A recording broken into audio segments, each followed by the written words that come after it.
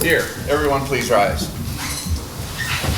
I pledge allegiance to the flag of the United States of America and to the republic for which it stands, one nation, under God, indivisible, with liberty and justice for all. Thank you. Please be seated. Do I have a motion to adopt the agenda? Make a motion. Second. Okay, all in favor? Aye. Any nays or abstentions? Seeing none, the motion passed. A motion to acknowledge the minutes of the September 27th board meeting. A motion, please. Move. Second. All in favor? Aye. Any nays or abstentions? Seeing none, motion passed. And then the motion to accept the minutes of the September 30th, 2021 meeting. That was the special meeting for the tentative budget. I'll move it. Second. A motion second, all in favor? Aye. Any nays or abstentions? Seeing none, the motion passed. Just a few brief comments. I want to thank everyone who participated in successful Community Day. I'm sorry, I was down. For our successful Community Day, and the weather overall was very cooperative. But a most special thanks to all of the staff and board members and others who helped us make that such a day. The parade, the bonfire, the fireworks, and the rides all worked out well, including over a 4-day period of time. Also, I'd like to make sure everyone's aware that we have another town event coming up, and that is the 5th annual Crafts Fair that will be held here in Town Hall next Saturday, the 16th of October, and the time for that is 10 a.m. to 4 p.m. Jessica, I think we had over 40 vendors, or over 40 vendors, so it's going to be a very good turnout of wonderful crafts from our artisans in this area. So again, come out on Saturday, the 16th, from 10 a.m. to 4 p.m. here at Town Hall. Ms. Frederick, would you like to provide a financial update?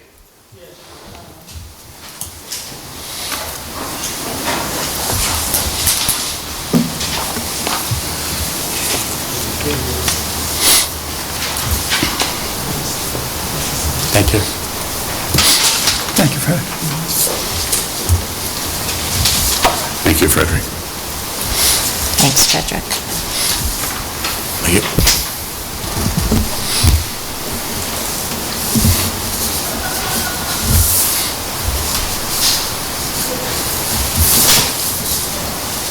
Thank you very much.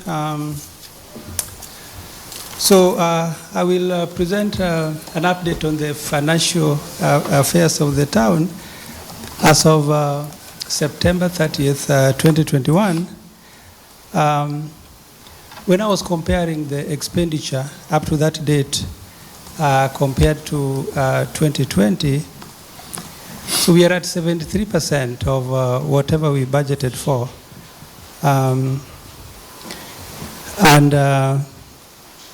Which amounts to a total of 3.6 million up to September.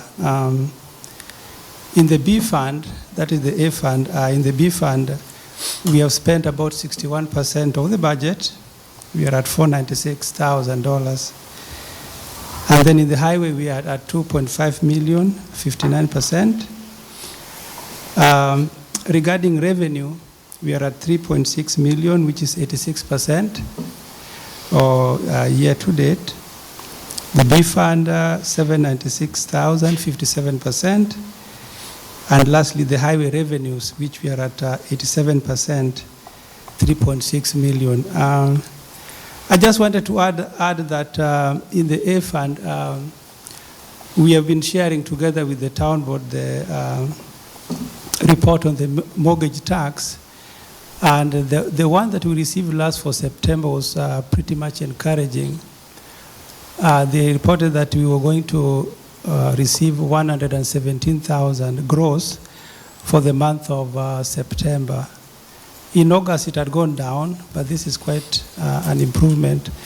So if we were to take an average from January to September, we're averaging 95,000 a month. But as we have discussed in the past, we are going to be conservative and assume that for the rest of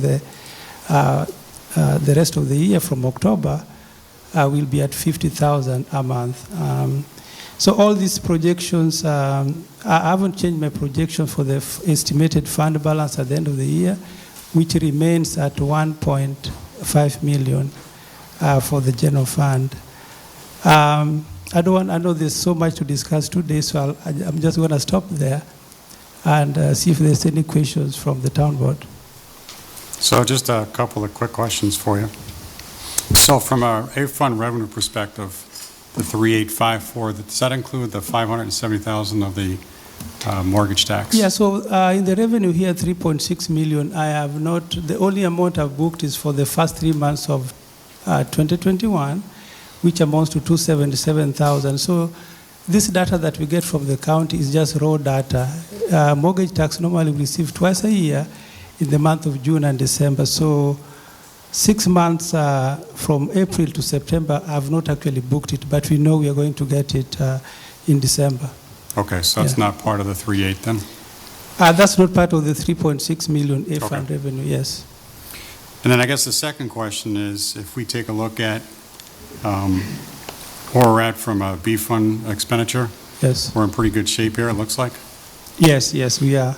And remember, in the B fund, that's where we get our sales tax. The report that we've been receiving so far is that... So that doesn't include anything that we're projecting to get, potentially it'll hit next year then?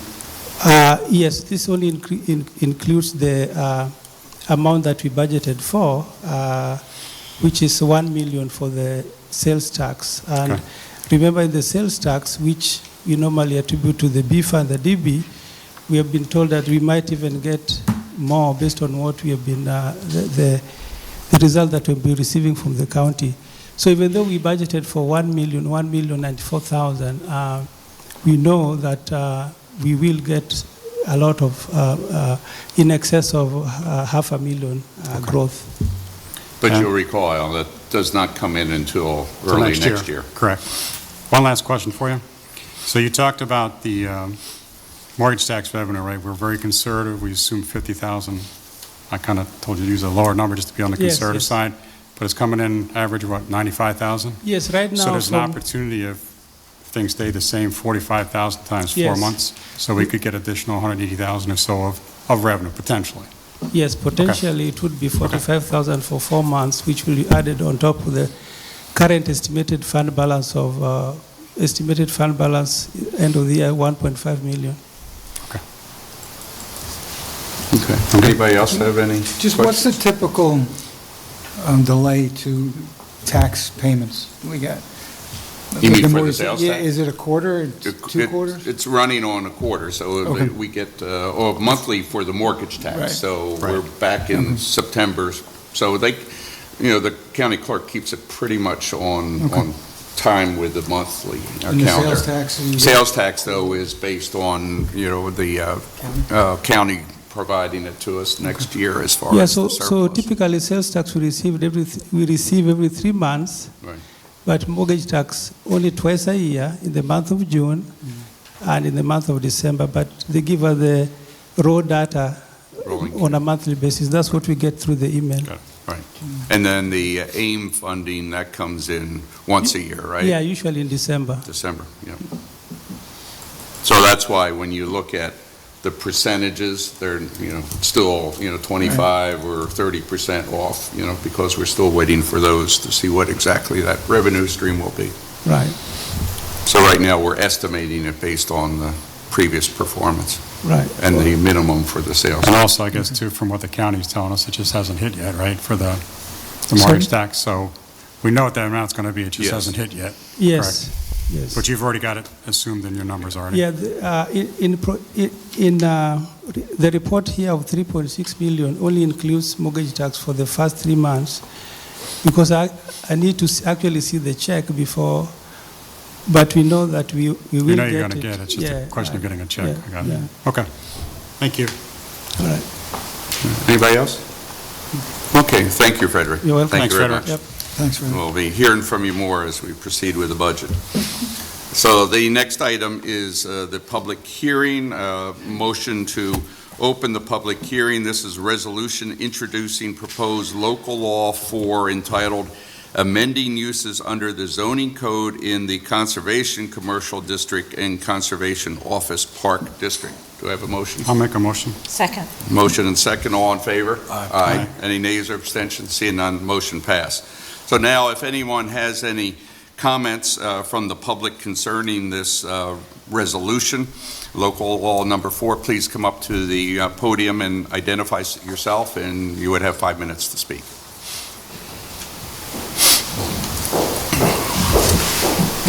Hi, I'm Marcy Wagman. I live at 50 Old Troy Road. So I sat through the meeting on September 27th, where the individuals came forward with their projects, which makes sense. They're individual projects, either the, what are they calling it, the self-storage warehouse, or using the single-family residence that's now in a commercial zone.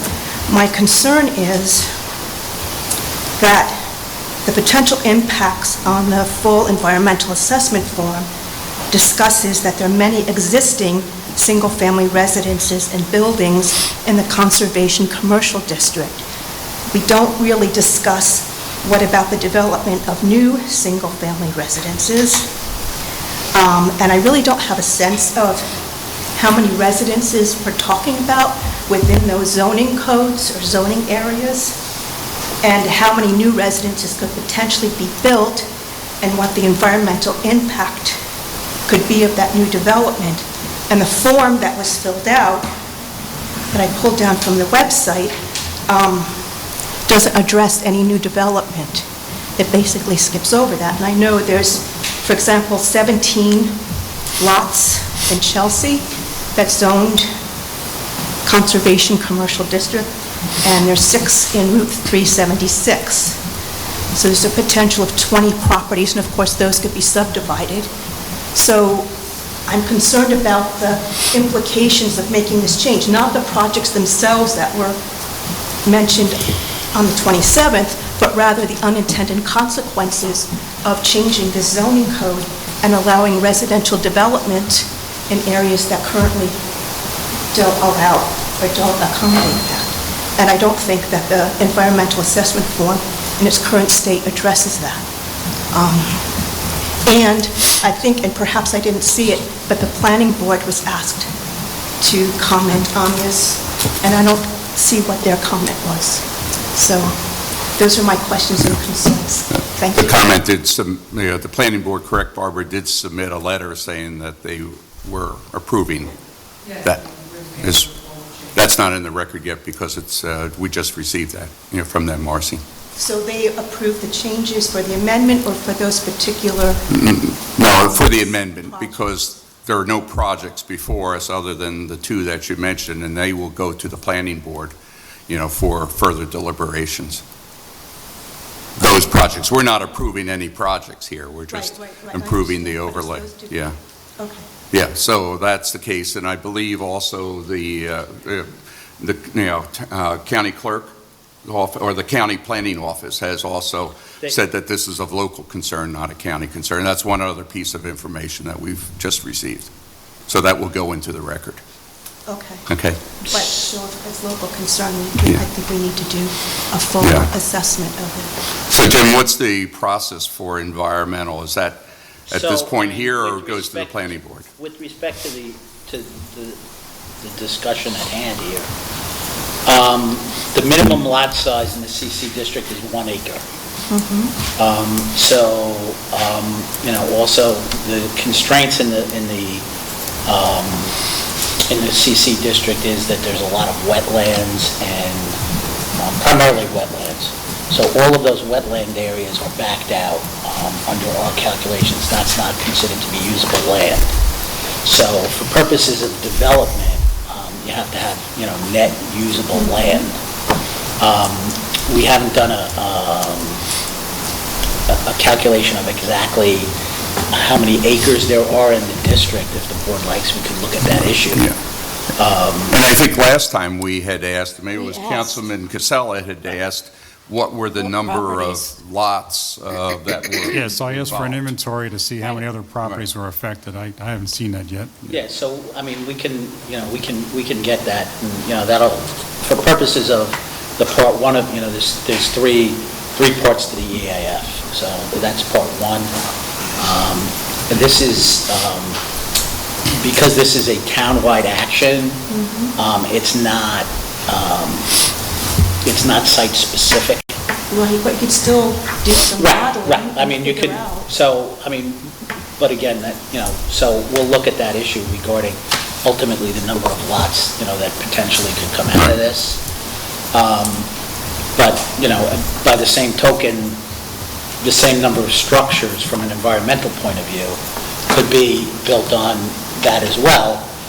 So the only issue, really, I think, the only difference Well, from except that you're also saying there could be accessory apartments, there could be swimming pools, there can be garden sheds or whatever, and when you start layering that all in my opinion, having sat through more than my share of planning board meetings recently, that just sets up future conflict of someone saying, I want my beautiful swimming pool, and this guy's got some commercial building there, I want him to stop doing his commercial thing. Well, When the other- all of those things are not understood, and when we have a current commercial district, that's very clear, right? So the setbacks in the CC district are 100 feet, as opposed to in residential districts where, they're typically 40 feet. So the setbacks in the CC district and in all commercial districts are, much greater than they are in the residential So that would districts. apply to any residential building also? Any building in the CC district. Anything, okay. So the dimensional use regulations for that district would apply to both residential and commercial. Can we, I guess my hang-up is that I have no problem with zoning, and this is just my opinion, obviously, with an existing single-family residence being used as a family residence, but I'm really concerned about the implications of new development. Is there a way to make the amendment so that it affects only the current residences and precludes? I think what we can do, Marcy, is to, take this under further advisement. We are waiting, we do need to see some additional information that we had requested before, so we can add this to your, your request, your interest to that consideration if the rest of the council, members agree. So, I would say we, get some additional information, but I'll, let you finish, and if there's any other comments. No, those are just my Yeah, comments. so no, about it's a unintended legitimate point. consequences. Well, Yeah. I think they're Zoning great board points. changes. Yeah. No, they're good points, and They're- so they're very we're not in valid, disagreement with it. Thank you. Thank you. My question would be, why not consider rezoning that particular parcel back to residential rather than making a text amendment to the conservation zoning? Well, because one of the issues with respect to that property is it's already got a commercial parking lot. So to the extent So if you went back to residential, they'd have to take the parking lot out. Or, Yeah. excuse me, the parking lot. Okay. And to avoid also some other issues that we've seen elsewhere in the town where there's been commercial lots that they've been abusing, that have been abused, so we have to be careful of that. I mean, it is possible to go in and, and limit it to existing structures. I mean, that is possible. But as, we had noted previously, a lot of most of the area in the CC district, because of the wetlands concerns, really isn't buildable. Yeah. So, Right, Well, let's get the numbers and we can Yeah. see We what need to that do acreage that. is. I agree. We need that information. I think Okay. she does have some valid points relative to inadvertent consequences. So before we move forward, we're going to have to evaluate any variables that could occur there. If we have to look at each structure that's located within one of those zones, we have to look at it. Exactly. And what Jim said is the total available developable land as compared to Yeah. wetlands and other restrictions. That's why I Okay. wanted to see the inventory, so we Yeah. could see how many different properties are I affected. agree. Yeah, we need to Okay. see that. Okay. Ben, you- Hey. and identify yourself again for the record. Good to see you. Ben Amundsen, 73 Lotsie Road. Just wanted to, I couldn't find the actual law changes, and I was wondering this is the public hearing for the law, and then same night tonight, are you voting on adopting the law in the same meeting? There is, the process, once the public hearing closes, then it is on the agenda whether or not we actually vote on that Gotcha. tonight or table it for further discussion. That's yet to be discussed. Gotcha. But I think you get the sense of the board's intention. So the public portions, usually they're in the early parts of the meeting, but personally, me, I find out more about what's going on after, the board talks about it, and I was just wondering if in the future you'd be open to maybe having a public portion a little later, or, hold off your votes until you have a later public portion in the meeting, and then, remember what you wanted to do, and go over it at the end and vote on it then? Does that make sense? Or? Well, I think I understand your points, and we do look at from time to time on different ways to approach it, but I think, we just try to streamline it, all the information basically there. I think, certainly if there's something new that comes up that you didn't anticipate, then, I'm somewhat flexible as to what we, allow on the floor. But I think we want to keep at least things moving, right? Along. But, we can always look at stuff on a case-by-case basis, I think, as we have in the past, including, you're addressing the board, which is fine, okay? So Yes. if you have, I'll read a law, and then you'll talk about Right. it, and I'll hear the attorney's point of view, and it gives me kind of, now I have Sure. questions that I didn't Sure. have before. Yeah, I have no objection to yielding to questions No. from the floor. We've done in the past. Yeah. If we have something where more information comes Right. out during the meeting. Yeah. I mean, there are some boards that have public sessions at the end of the meeting, but I can tell you from experience on previous administrations, sometimes what happens is it ends up throwing the meeting off course, Yeah. because then the public has questions that we aren't even prepared to answer at that point. So I think the best way to do it is when we have, a question from the folks that are here, I don't have an objection to No. entertaining questions before we vote. This way, we have all the same Yeah. facts and the same Yeah, I information. just want to, follow procedure, and after the public portion's closed, I'm like, I don't have to talk Yeah. anymore, so. You can raise your hand anytime, and we'll do our best to. Yeah. Okay, thank entertain you, it. appreciate that. You're welcome. That's all I have for. Okay, thank you, Penn. Any other comments or questions? Well, I guess this is the public hearing.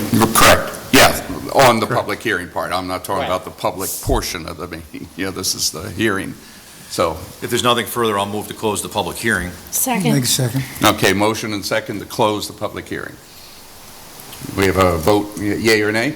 Aye. Aye. Aye. Aye. Any nays or abstentions? Seeing none, the motion passed. So then, Ben, to your question, we'll come back to this later on. When the resolution that's in the agenda, then we'll discuss what we want to do with that at that time, okay? Thank you. So, public hearing is closed, so now we have the public portion of the meeting, which I'd like to have a motion to open the public I'll portion. open it. I'll I'll move it. second it. Motion and second, all in favor? Aye. Aye. Any nays or abstentions? Seeing none, the motion passes. So now, anything else on the agenda is open for discussion as well. Yes, please come up and identify yourself.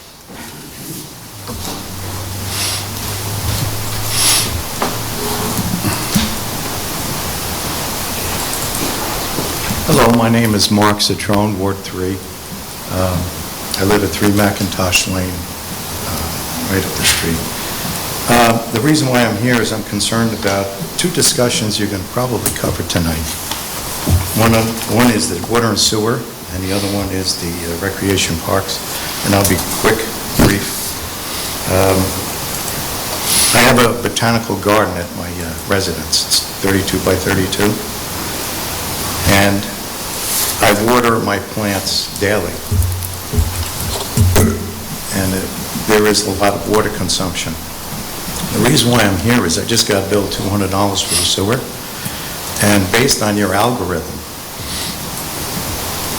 it's based on how much water you have, and then you use that algorithm to base the billing for the sewer. Now, my water is used for my plants, and only my plants, 80% of it.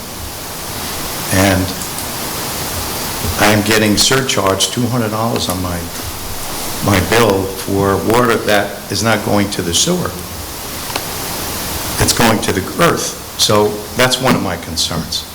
So maybe you... So we are already looking into that. I have the same concern, and we have other residents that have done that. As Mr. Trimper can tell you, we are looking at what is the best approach, because that water, as you said, even like for my garden and so forth, a lot of it does not go into the sewer systems, not treated. So we are currently looking at that, and we'll be deciding that at some future board meeting as to what that rate is, and we'll have another public hearing for that, I'm sure, or at least public discussion. But Mike, if you want to add anything on that from a sewer point of view? Mark was in my office today. Yes. And, I looked at it, and he had no problems paying for the water. He realized he used the water. His concerns, as he said, was with the sewer rating. And the town, up until this past year, we had a flat rate for sewer no matter what. In fact, it was based on benefit assessment. Frederick put together some new sewer rates to try to make them agreeable so that people who use more pay more. And I think it just needs a little fine tuning, because this is not the first and last comment I've heard. No, we've received a number of them, during the last few months since the last billing period. So we've already started to try to look at it. One of the things that we are doing, Mark, is doing an analysis of the number of folks that are in that sort of situation, looking at the water consumption versus when they're both in town water and town sewer. Some don't have town sewer, but so we are looking at that, and we'll be having much more discussion on that. And like I said, when we're ready to recommend or consider the rates, then you'll be able to also come back at that point in time to talk with us. But in the meantime, if you have any ideas or suggestions, then we're always open for it, because we're struggling with it. You can adjust that algorithm. Yeah. Where, So it's more... I'm pretty confident that will be done. We just don't know what that will be, because I feel strongly about it. Yeah, we definitely need to take a look at it. Mike and I had another resident this afternoon who had the same issue, so you're not alone. So we really need to take a look at it. It's absolutely right. When you get that bill and it says absolutely. $185. Yeah. And Great. my second issue, and it's regarding recreation parks. Sure. The location, All Angels Road and Applesauce, there's a park there that's maintained by the town. There is land there that's maintained by the town, but whether or not it's a park has been the subject there's a body of water. there's It's a beautiful part of Wappinger. half of it. Yeah. Half of it's the town's. What I'm concerned about is the poison sumac and poison oak and the cattails that are just sitting there, and the animals that are forming in there. And I'm just wondering if you guys have any plans on cleaning that up in the near future. Well, Steve Frazier, who's sitting behind you, can address the poison, sumac. He cuts it, but let me just comment about the cattails. We have tried to address that, but the DEC does not let us touch that. It's wetlands, and we're not able to cut it. Steve has done some things I won't go on public record to talk about to try to remediate some of it along the shoreline. But since it is wetlands, you heard a little bit of the discussion earlier about wetlands. We're not able to touch it. We have tried, but we've been told no. And then some people have said, well, there's rats in there. Well, DEC comes out and says, no, they're muskrats. They're not rats. So that's our quandary, with a lot of land in the town that we can't, touch. Well, I did analyze it, and I was there at the property, and I looked it over, and it's all dry. We're not talking toward the shore of the pond. No. So there's a lot of that, even the trees are consumed with sumac and... Well, I think the trees, I'll let Mr. Frazier can address that.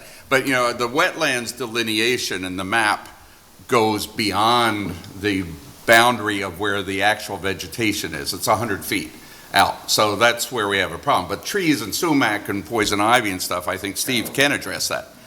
Yeah. Right. We do try to get in there once, maybe twice a year with a brush cutter and address that.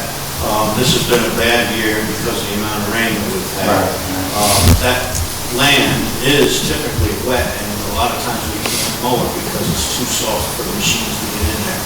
So we have to work with the conditions that we find and try to do the best we can.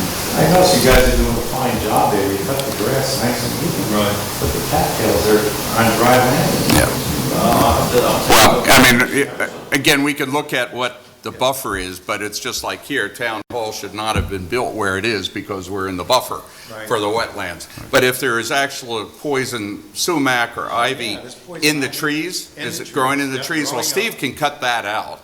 Yeah, he can cut that out. Great, because there's a lot of children in the park there, and they use it to go fishing. Yeah, and a number of other residents have raised that concern, which Steve has tried to get back. Actually, I've been on Steve's case this year, but it was so wet with 10 inches more rain, but he's the one that will take care of it. Well, that's basically it. Thank you. Okay, very thank much. you. Thanks for raising. Well, look who's here. I didn't notice you here. So, anyway, thanks. You know, and Mike has done a good job as well, you know, for doing that.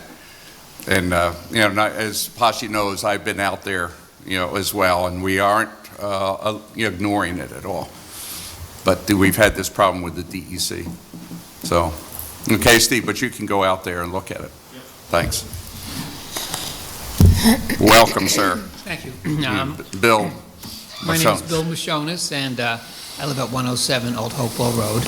And I'm on the agenda tonight for a tenancy agreement to hook up to the water main.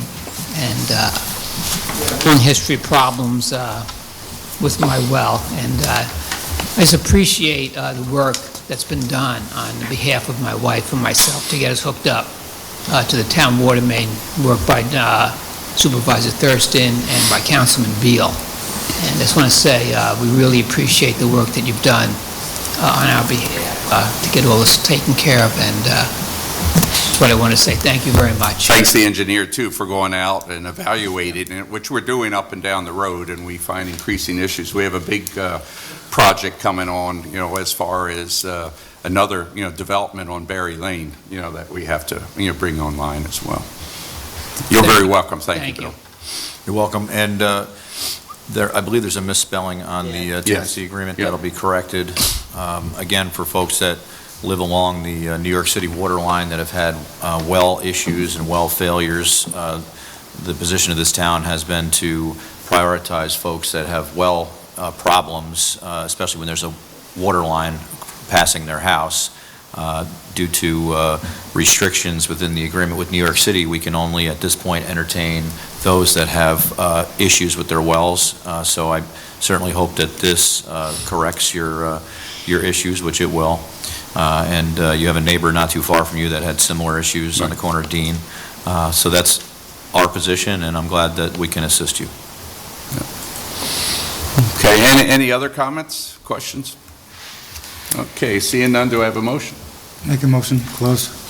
Okay, a Second. motion, second? Second. Motion and second, all in favor? Aye. Any nays or abstentions?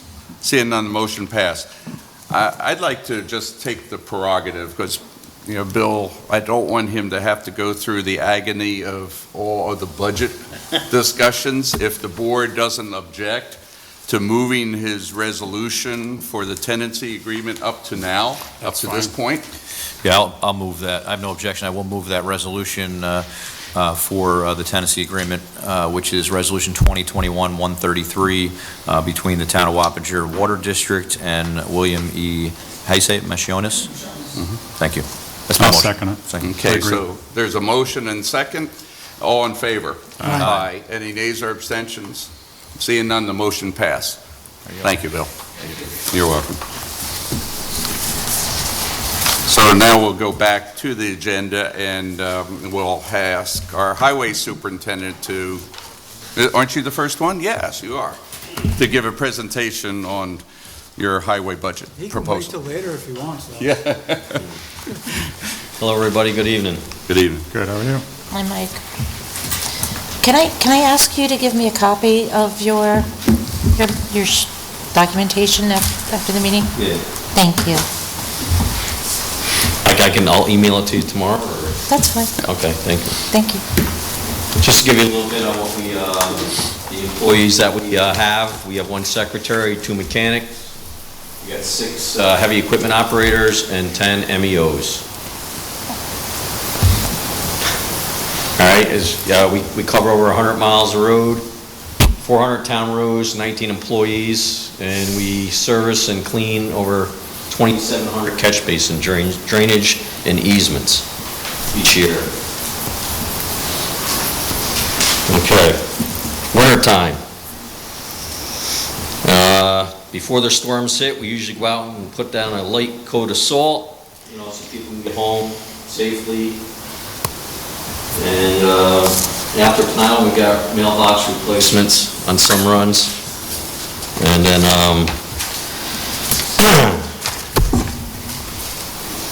after that, we do the removal of sand and on the roads and repairs of the lawns. And also during the winter time, we also do the dead trees and the brush that are sight distance problems around the town. And we also do drainage and easements. Springtime. Springtime brings out the street sweeper, also brush removal and mowing, garbage removal, and that's several times a month. We go out and remove all the garbage from the roads, the county roads. Okay, summertime. We managed to pave over 6 miles of road this year. And hopefully, I think we got 6 miles next year. And we will be checking the infrastructure, make sure everything is good before we start paving, and upgrade if necessary. And that's what we did over there, but that was off the road over there on Quarry Drive, Al. Thank you. And I again, appreciate we that. also mow the grass and and maintain the roadways and the center medians and the developments, several of them. And you also helped out on a couple of the county roads for me, too. Thank you. Yes, the county roads and state roads. And you also pick up dead animals. Yes. Yes. Roadkill. Oh, you'd be surprised the number of I calls know. we get about deer. We don't need that in the slide presentation. They don't show that, please. And we've been working with Joe on the recycling center, doing any kind of research we can to save money, to reduce the abuse of people that come in, to prevent whatever. We have heightened the gatekeeper awareness to avoid abusers from entering the gates. We have the scanner, so anybody that uses it, we're well aware of it. Okay, our accomplishments, 2021, we did over 6 miles of town road, 19 town roads on time and under budget. We work with the state, county, Central Hudson, on various agencies, safely open roads throughout Wappingers during storms, those hurricanes, the microbursts that we had, mowing the town roadways daily, the median centers, side roadways, entrances, and neighborhoods. Removing litter, garbage, and large combustible items along town, county, and state roadways daily. And you know that, Bill, because I had to do some stuff on Ohopa Road for you. Yes, thank you. Repair and paved number of potholes and rough areas on town roadways. And we're still doing that to this right now. What time is that open till? The beginning of November? When do you stop? It's going to be dependent on the weather. Okay. So I got a couple for you. Now, let me just reiterate one thing. So you removed items that we had asked that were not on a town road. Right. And that is something that you did not have to do. And I know, full disclosure, working for the county, I know the county greatly appreciated the town assisting in that because it was basically a shared service, and the county would do the same thing if they needed to. Yep. And it's good to see that this internal shared services mechanism is seamless. Thank you. Yep.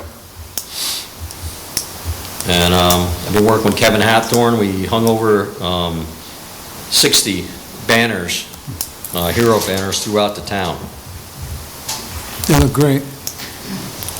And you'll be taking them down shortly for the Yes, winter I season, think- and we'll be hanging some of them on a rotating basis here in this chamber. Okay, I don't know that, but that's. Yeah. And we Steve also- has to take care of that portion. Yeah. That one is of the 100 chores, right, Steve? And we also constructed a parking lot for Sergeant Palmetier and the 9/11 Memorial down there. And we did it in 2 days. Yep, it's great. Thank you. Fun job. It was very Yeah, good. thanks. 2 days in the middle of the rainiest 2 weeks. Yes. Yep. And by the way, a light pole is up now? Right, there's utility poles going up, Central Hudson is putting up to improve the visibility on the S-turn. That's happening, so you should be aware of that if you haven't seen it already. Parking. Again, this is another example of the Highway Department working collectively with Buildings and Grounds to achieve a common objective, Right. which not only saved the taxpayers dollars, but it also got the job done more efficiently. It was done before 9/11. That was helpful, that the job was done before 9/11. Almost wasn't because of the rain, but thank you. Here we get into the DB fund. Hey, Mike, Yes. I just want to say, along, he didn't put it up there, but the highway department is instrumental in helping us with our sewer emergencies and water emergencies. Instrumental. I mean, today I called Mike at 1 o'clock because somebody's curb valve was broken closed. He stops everything and sends the guys out to excavate it up and help us with the back of the fix it. So I wish I could have got a picture on a picture of me on there, but. We can still do it. Next year. Maybe next. You'll still be here. Thank you. I want to just throw that in there. Thanks. Anytime, Mike, you know that. So here we get into DB fund. You can see the actual and then the increases. Do you want me to go down all the way, or is anybody have? Highlight maybe just a couple of the major ones, Mike. Okay, the general repairs, that was like 10%. We raised that. I'd like to add on the mechanical repairs and all. Yeah. Barbara, where's Barbara? She's not here, but Mike's team and his mechanics do a tremendous job in saving the town money by making repairs to our vehicles. Yes. Yeah, and that's ongoing. Actually, right now, the town enforcement, code enforcement vehicles are, John and the team up there are, working on those at tremendous savings to the town. Now, do you also service the police cars, too? Yes. Yeah, so, Yep. that's great. Yeah, they do a good job. We got two good guys there, yep. The gas and diesel, I don't know what the price is gonna be on that, so we raised that 10%. Brush and weed salary, brush and weed and trees, we raised 10%. Snow removal and salary, that was also 10%. And assault, we raised 5%. Where do we think that's going? Any ideas? I mean, I'm afraid to ask. Yeah, I don't know where. Well, you got to figure we're not going to be able to pave as much road as we did this year with the price of oil going up. So even though we did 6-point-something miles this year, you got to figure it's going to be a lot less. Yep. I don't know So I would anything think the that's same going thing down. applies to salt There ain't as nothing well. going down. Exactly. Angela, there's nothing. Yeah, Exactly, so it's, we're seeing the early winter in the I'm west. happy that so you have accomplished we don't this, know. Yeah. is a great milestone. So do Because we, nobody knows what next year's going to bring. so do we buy salt? Obviously, we buy salt this year prior to the end of the year. Yeah. We're locked in, I think, right? Yeah, we are. We're locked in. Well, that's good. Yeah. So we buy pre-December 31st, and hopefully we can get the most value for the salt. Yep. If we have we don't have a crazy winter. Do you have everything delivered, Mike, or you Yeah, still? no, it's been coming in. Okay. Yeah, the village is, I think they had theirs come in already, and we have it coming in every other day. Okay. Just so we can keep up with it, loading it into the building. Okay. So I think we're in pretty good shape with that. So you think with the budget money you have enough to cover you throughout the winter, you think? What's that? So you think with the amount of money that you have in the budget or proposed, you have enough Well, money I to hope cover? so, like I'm in here, it's gonna be a bad winter. I mean, That's we what I don't know. heard too, yeah. We don't know, How many tons is your bin hold anyway? 5,000 yeah, tons, it's something like that? about 5,000. Okay, and what do you think you have in there now? Think it's half full? Probably half of that. Okay, Like I said, it will be full before the snow flies. okay. Hopefully it doesn't fly Halloween like it did. Exactly. Don't say that word. Hey, you never know. Yeah. Does the state notify you when their reserves get low? No, They don't? no. Yeah, we're pretty much, On your own. just the local townships, we talk, we speak to each other and communicate that way. But everything is, Did you, for your CHIPS money, did you guys estimate that, or How did you come up with We usually get 275, I think we're getting 375 this year. Was that correct? 266, I think, in the Bass, but more this year. Yeah, more this year. Yep.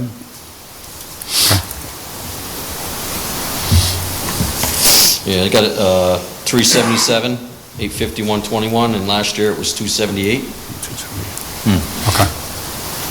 Yeah, again, I mean, we're in this position with the state where we have to estimate revenues and cross our fingers. Yep. And that's just the way it is. Everybody's doing, everybody's doing the same. I think, as Al pointed out, the big factor unknown will be the inflation rate. Yeah. It's hitting us already in gas prices. Right. It's hitting us Supply on chain. everything. I don't know one Yeah, thing. because we've already bonded for the roads next year. We've got money set aside, but it's probably not going to pave as much as we needed to do in 2022. No, we'll do the best we can. We'll reevaluate when the time comes. Exactly. Here, to the A fund. We had $500 for office equipment. I'd like to get $1,500. Office supplies was $1,000. I'm asking for $1,200. Postage stays the same. Training for me stays the same. Utility pump repairs for the water and gas and all that stuff was $25. I'm asking for $40 because that ain't cheap. Building new buildings, a new building was $30, asking for $35. Recycling household garbage was $35,340, asking for $40. Recycling year-round was $130. Have they raised the We're rates on that? Have they raised the rates on the household oil, or no? Yeah, I'm sure they will, yeah. They have this year, and we Yeah. expect more rate increases, and Exactly. we now don't get paid anything from them, even for recyclable. Yeah. So we don't get any kind of royalties back from... Nothing at all. What I'm doing now, I'm bringing back the batteries and I'm bringing back all the air conditioners. So we give some cash to Frederick and it's all documented and all that, what we send back. And it's a few $1,000s a year. Nice. But we are, expecting an increased shortfall, as a result of this year, and then next year, even further. Because Royal Karting just keeps raising the rates. haulage Yep. fees. And they'll pass along the cost to us too, I Yeah, guess. directly. It's like any other business. Yep. And the recycling year-round, I don't want to repeat myself, but it was $130, I'm asking for $140. And recycled compost was $14, I'm asking for $18. So the increase is $39,860 on that.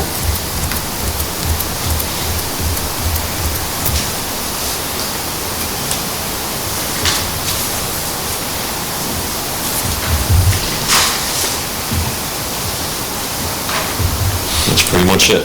Okay.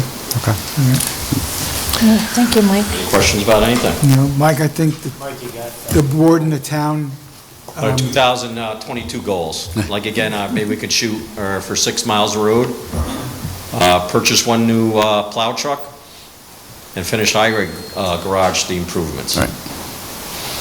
So that one's in addition to the 3 you're getting this year, the brand new ones? Yeah, and we're getting 3 that's replaced the 3 wing trucks that are just about done. Okay. And at the end of the year, they're saying truck 12 could be on its way out. Right. Okay. So I figure I'll ask now. Yep. And I'll come back and ask again. Maybe not. We did get some bond funding, Yep. so. Yeah. Do you have I any- want to thank you. I I'm think sorry, go Chris- ahead, Al. Thank no, you. I was going to just Chris. thank you and the highway department, all the guys. You always go above and beyond, and this town and this board can give you guys nothing but thanks. Appreciate it. Thank you all. I want to thank you too. I mean, I call you and same-day service, it's been excellent. Yeah. Residents always are commenting and saying you do a great job, so thank you for making us look good. Yeah, So appreciate you're that. welcome. Thank you all. I know, we do have some other, challenges that Mike keeps facing. I just want to recognize Stan in the back. We have some curves in the road and throughout the town, which we have icy conditions. Mike tries to respond, and so we're looking at some of those conditions as well as improving that, getting, whether it's guardrails or some other. Our biggest challenge has been on a lot of these roads, as we all know, is that the speeding, while we've increased the patrols, the inability to get speed humps or bumps out there, has been a major challenge in limiting that. But some of the roads that are curving, is, causing issues. So Mike's, and I and others are looking into what we can do, including with the Dutchess County Sheriffs, how we can better do that. Hey, my thanks to you, Mike, and your crew. I thought it was exciting to see the Highway Department fully engaged in Community Day also. Yeah. It was good to get the guys out and get the trucks out and, the nice trucks that look nice. The kids loved it, the adults loved it. It was a nice touch that the really plows were very on, nice. The plows are on, guys. There's no turning back. But you guys, I know from an emergency management standpoint that DPWs and highway departments are often working behind the scenes. A lot of the public doesn't always see these staff members working, throughout the night, especially when we have long snowstorms and things like that, going above and beyond. So certainly, I'm sure my colleagues will agree with me that even though we may not say thank you every time we see your guys, we greatly appreciate all the hard work and dedication to you and your staff and crews do for this town. Thank you. Whenever I've asked you for help or to fix a road, you guys have always come through. So thank you. Yep, you're welcome. Thanks, Mike. Yes. Thank you, Mike. Thank you, Mike. Yes, Stan. As a town resident, I'm in total agreement with your positive comments. Mike, you and your crew have done an excellent job. And as a town resident, I thank you all. Well, that makes me feel great, guys. It really does. I appreciate it. Well deserved. I will tell the men that. Hey, you should take a look at your reader file now. I think I sent you about 10 messages you got to do for me tomorrow. Thank you. Thanks, Mike. Thanks, Mike. Good night. Good night. Okay, another Mike. Mike Tremper, please come on up. Good evening. Good evening. Everyone. I believe I've given everybody on the board the budget book. I promise not to try to drag this out any longer than you have to, but I think every year I ask you to look at it because it's important, and it's got a lot of good information in it, and I'll go through each district, starting with the sewer districts, and I want you to know that the board, you guys have put money in the first one is United Wappinger Sewer District. Last year, you guys bought 2 huge generators for the Kent Road and over to Sherwood Heights, and they got installed, and we've immediately had a couple of real bad windstorms. We had Ida, and it was very nice not to have to be dragging out big generators down the road and have them come on and off automatically and prevent overflows and emergencies. So it was a huge step by the board, and to put money into the infrastructure, and it's good. When you look at the United Wappinger Sewer District, mostly all the sewage there goes to tri-municipal. When you look at the age, the amount of pump stations we have, and the age of the pump stations, it's pretty significant. Sewer pipes, many of them are 50 years old. Many of the pump stations are 50 years old, some are 39-year-old. When things get to be that age, they start to become problematic, and you have to put more money into them.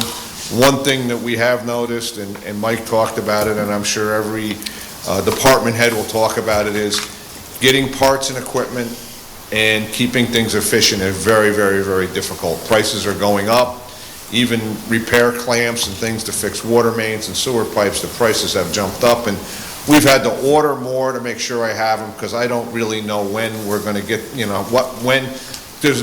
doesn't seem to be a rhyme or reason for what you can get and what you can't get. Things that you think would be difficult, you can get readily. Things that you think would be easy is very difficult. And, as Mike said, the price of gas and everything else is up. So when you look at the United Wappinger sewer budget, the total budget is up 4% or a little over 4%. When you look at the graphs in the back, I know there's always moderate interest in what tri-municipal flows are, I know, and we read the meters from Rockingham, we read all their flows are in here.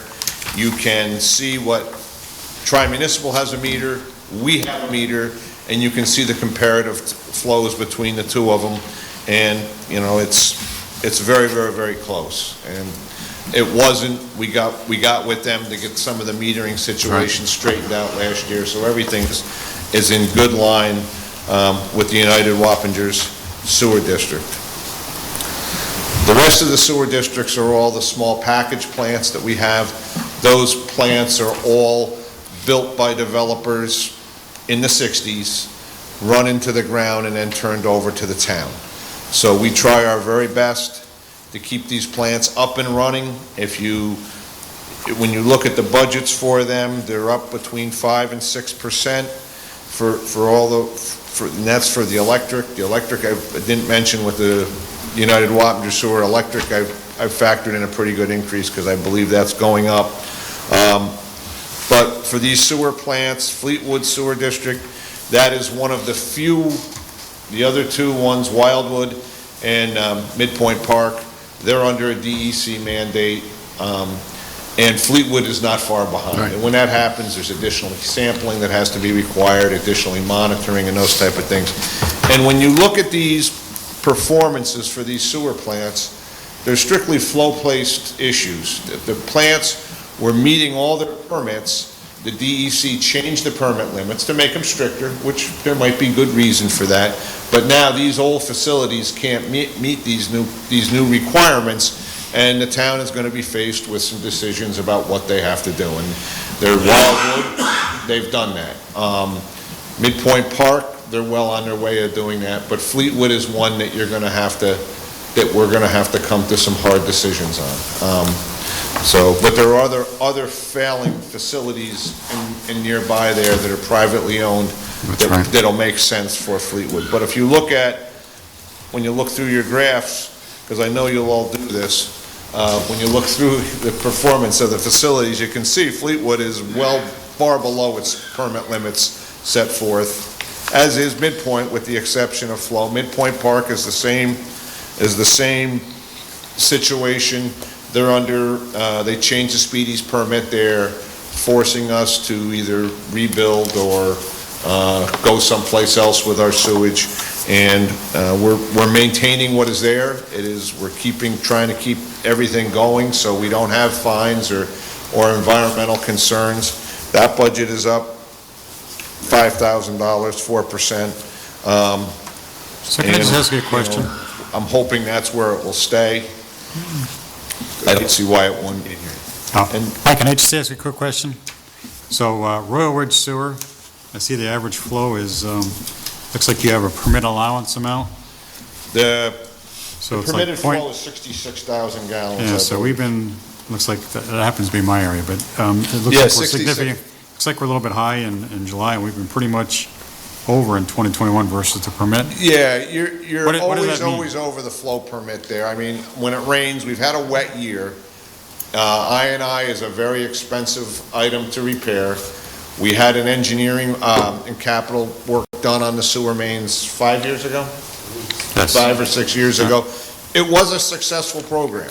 I mean, it didn't bring the number down, we said at the time, but it cut a big hole in the number. If we hadn't done that work, you would have been up pretty flat around 100,000 gallons. Okay. So that work was good, we just need to do more work. And you're gonna find that with all the sewer districts, there's I&I issues, and, we've talked about it. I&I is inflow and infiltration.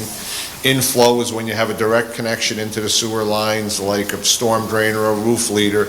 Infiltration is when you have cracked or broken pipes, and the flow gets in there. For a district like Midpoint, you live there, it doesn't take many sump pumps. If people there's some always low areas there where water creeps up around the foundation. There's not good drainage, so it's by human nature, you hook your sump pump into the sanitary sewer line, and that helps alleviate flooding when it gets wet. And when that happens, a sump pump can give you 20 or 30,000 gallons a day during a wet period, one sump pump. So when you look at your permit being 66,000 gallons, and you're you're over it by 99, that's 33,000 gallons a day. Sounds like a huge amount of water, but you're looking at 20 gallons a minute, for the whole day. So it's sump pumps and rainwater and things. Very, very difficult to solve. And when you have a small district like Royal Ridge, you don't have a big fan base, to spread it over, so you're looking at big numbers for 153 homes. And that's why it's... So that's why we're trying to get an extension from them, but up to Airport Industrial Park, down 376 into East Fishkill, in order to get that fan, wider. Because the other choice is we have to rebuild a brand-new plant, and maybe Al, with his IBM money, can afford to pay for that plant, but nobody else can. Seriously, it's a very expensive proposition, which is the same. And I've recommended for a long time, as much as we get paid to run the small package plants, it's not a good for the town. Regionalization to go to larger plants is the way to go. The people in Midpoint Park to put a small plant back there to service those homes, it just isn't an efficient thing. So the first one that's going to be addressed is Wildwood, which we approved bond, issuance for. And approved, and you guys should be getting a sign-off with the state for the grant money by the end of this year. Right. That'll be 2 phases. The first one will be an I&I investigation, just to make sure there aren't any damaged pipes, and then the second would be the connection. Relative to Midpoint and Fleetwood, we've applied for 2 EPG grants, engineering planning grants, so that normally gets announced in December, and so with that money, if they get awarded, then we can enter in, like Mike and I had the pleasure of meeting with DEC about the flow control programs for Midpoint and Fleetwood, so there's a program that's in place. So those 2 grants, the one specific to Fleetwood's in addition to the $2.5 million grant we already got? 2.8 million. So they're each $30,000. That's for the study. Then the next step would be for grant monies to build those out. We make a formal recommendation, and with that, you can apply for more. Is there a time period we have to have this updated based on what Fleetwood DEC now, but they've been granting us extension, knowing that we're working on it. Yeah, it's written into the Speedies permits. Not Fleetwood, I mean I don't have that. Al, Midpoint. There's some time for I think Midpoint. we had like a 5-year window with Midpoint, Right. and they were saying Fleetwood's going to follow right behind. Okay, We were going to excellent. try to extend an extension because with COVID, there wasn't anything happening for anybody. Because all the grant money's dried up. So we're working that also. Mike, why don't you just mention to the board what we've done with Pavilion? I mean, a good example of what we did with I&I is when the town went to tri-municipal, Pavilion used to have their own sewage treatment facility. The town let Pavilion, or included Pavilion in the district. They abandoned their sewer plant, and now all their waste goes to a pump station out on McFarland Road. This dates back to the early 90s, I believe. And when it rained and during different conditions, the waste from the Pavilion all our pump stations, we have elapsed time meters on, so you can see how long the pumps run every day. I check all the pump stations every day, and the guys keep track of the pump hours. Well, you could see when it rained, the pump hours would go, and these are just examples, would go from 4 hours a day, 4 hours a day, 4 hours a day, then you get a rainstorm and they go to 12 hours a day. You know you're getting a lot of flow. So we had the town, through CAMO, had a company come in and TV all the private sewer lines in the Pavilion, just because it wasn't moving anywhere. Right. We were asking them to do things, and we really weren't moving. So now, we TV'd the sewer lines, found a number of problems, significant problems, and given them to Pavilion and their engineer to fix them. They've hired a contractor who now has said they fixed them. It was a little bit of a complicated repair process because the contractor got sick, he didn't let us know what he was doing, and the other day he called and said, "I'm all done." So we know neither our office nor Tim's firm got a chance to look at the repairs, but they have also agreed to let us go back in and TV the lines that were done to see if they were done. And I will say the grease buildup on our pump station has improved since they did their work, and there's somewhat of a stabilization with the pump hours, but we're going to look at that further. So more importantly, when the firm comes in, that the town sets forth to hire, to look at what was done there, we can verify what is done. And that's important, because as we keep our flows down to tri-municipal, you can let your more paying customers come into the district. And it's just a good process anyway to limit water into your sewer system. It's not what they were designed for. And, I would add that we got a lot of help from Francina Amparo, who worked with us closely to get Pavilion to do this, because this was a big issue at Tri-Muni, as Jim can also tell you, and Tim can tell you, as to the, excess, that was going in, or they claimed going in. So this is one good example of I&I, but we have others that we need to do. And it's a good example because, as I said, I do this not just for town, for this town, but I&I is a problem throughout the Hudson Valley or the Northeast.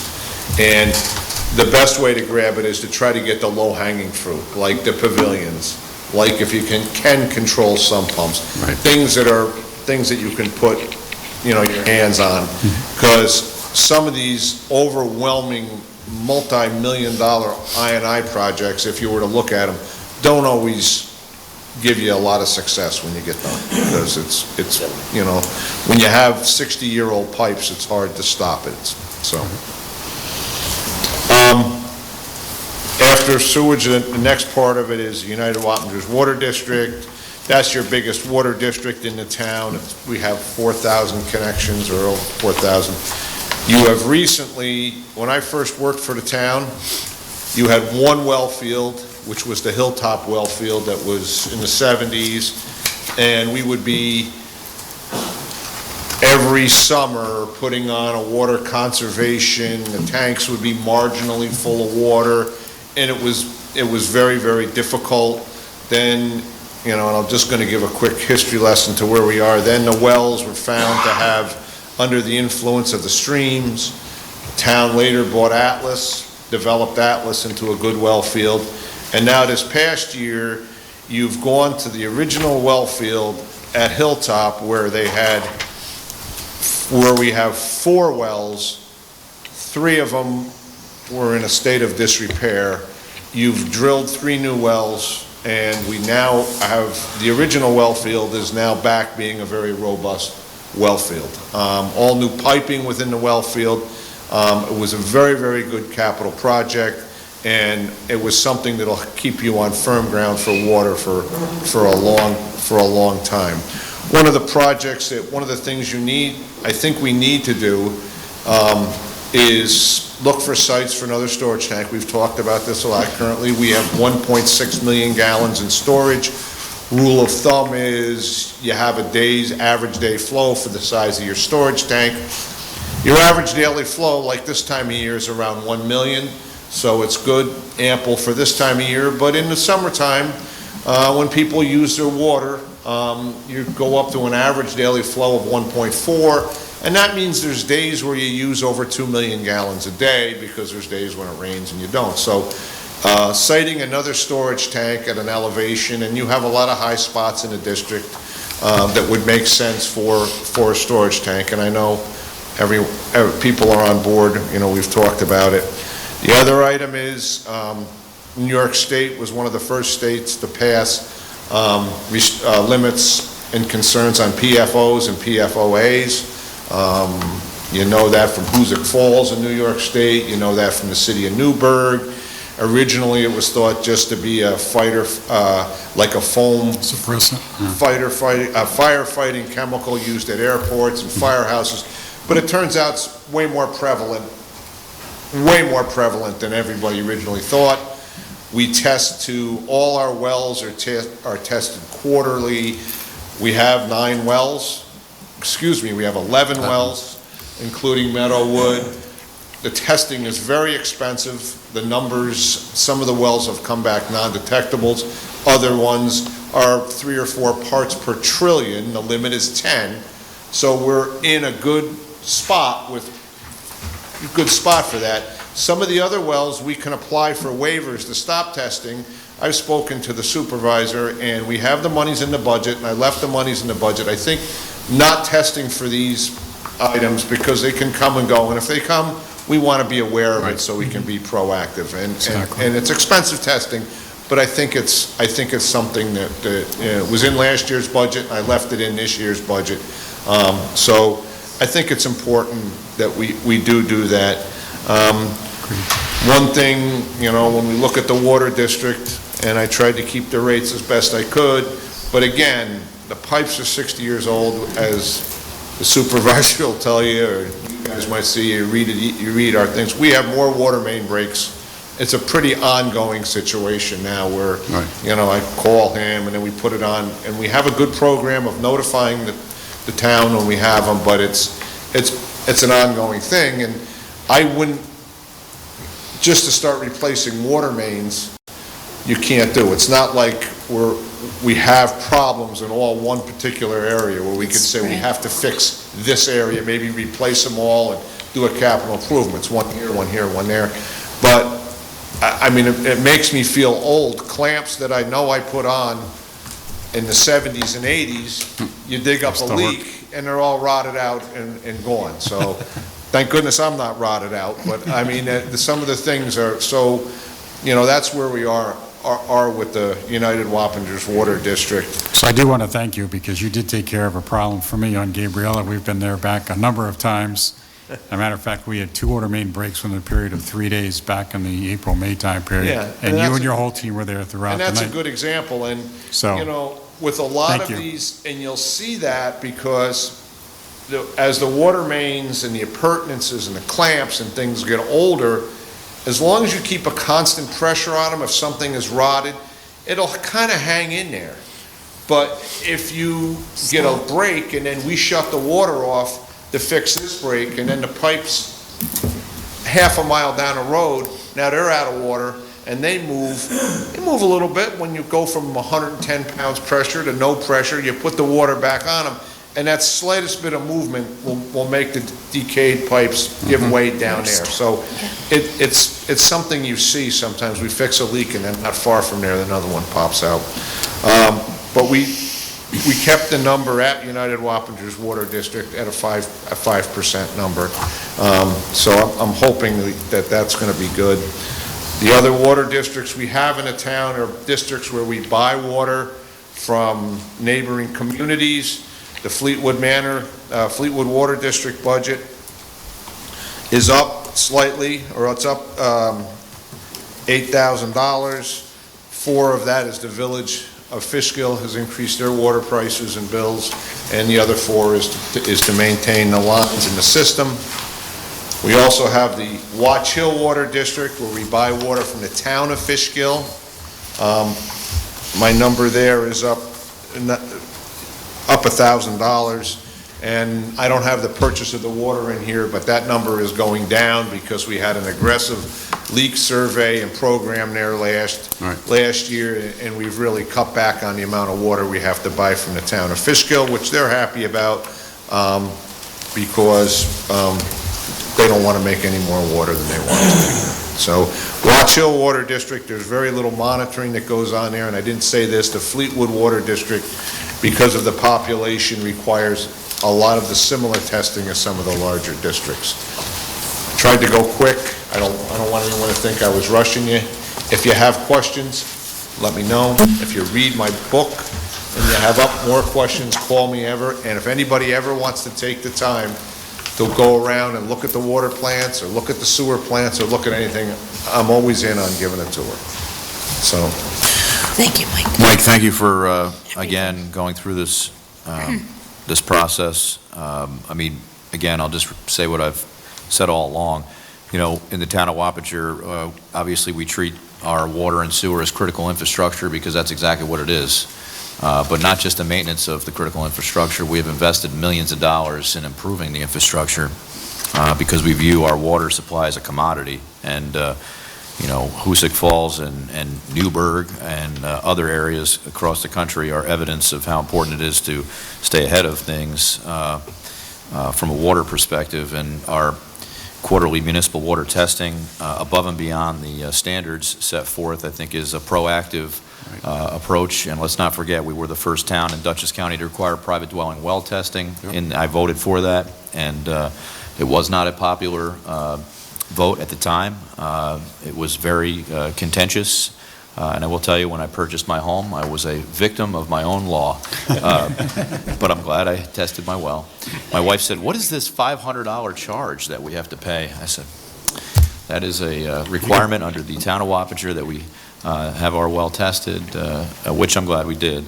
I have a 400-foot well at my house, so a lot of variables there. But I think the public should understand, especially in the wake of the PFOA and PFOS issues that have that continue to occur throughout the Northeast and beyond. We are leaning forward on this. Right. And we're not a municipality that's waiting for these things to pop up and then react. We have taken a proactive approach, and we understand there's a certain amount of risk in that, but we're willing to accept that risk. And I think it's paying dividends right now, because we're seeing that our water our water quality is second to none.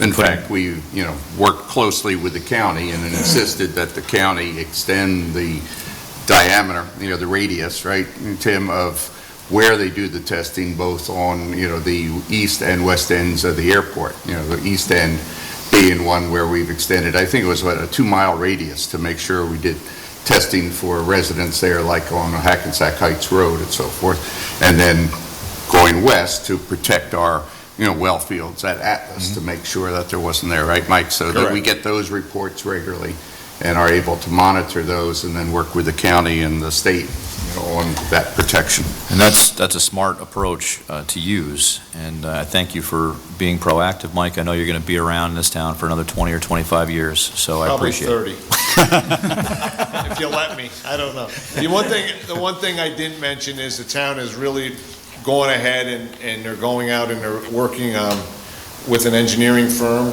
to look at controlling what the wastes that go into the ground and the well recharge areas to protect the wells for a long time out. And I think we got a grant, and for aquifer protection, what they call source water, protection. So that's very active, and we have a team in the town working on that.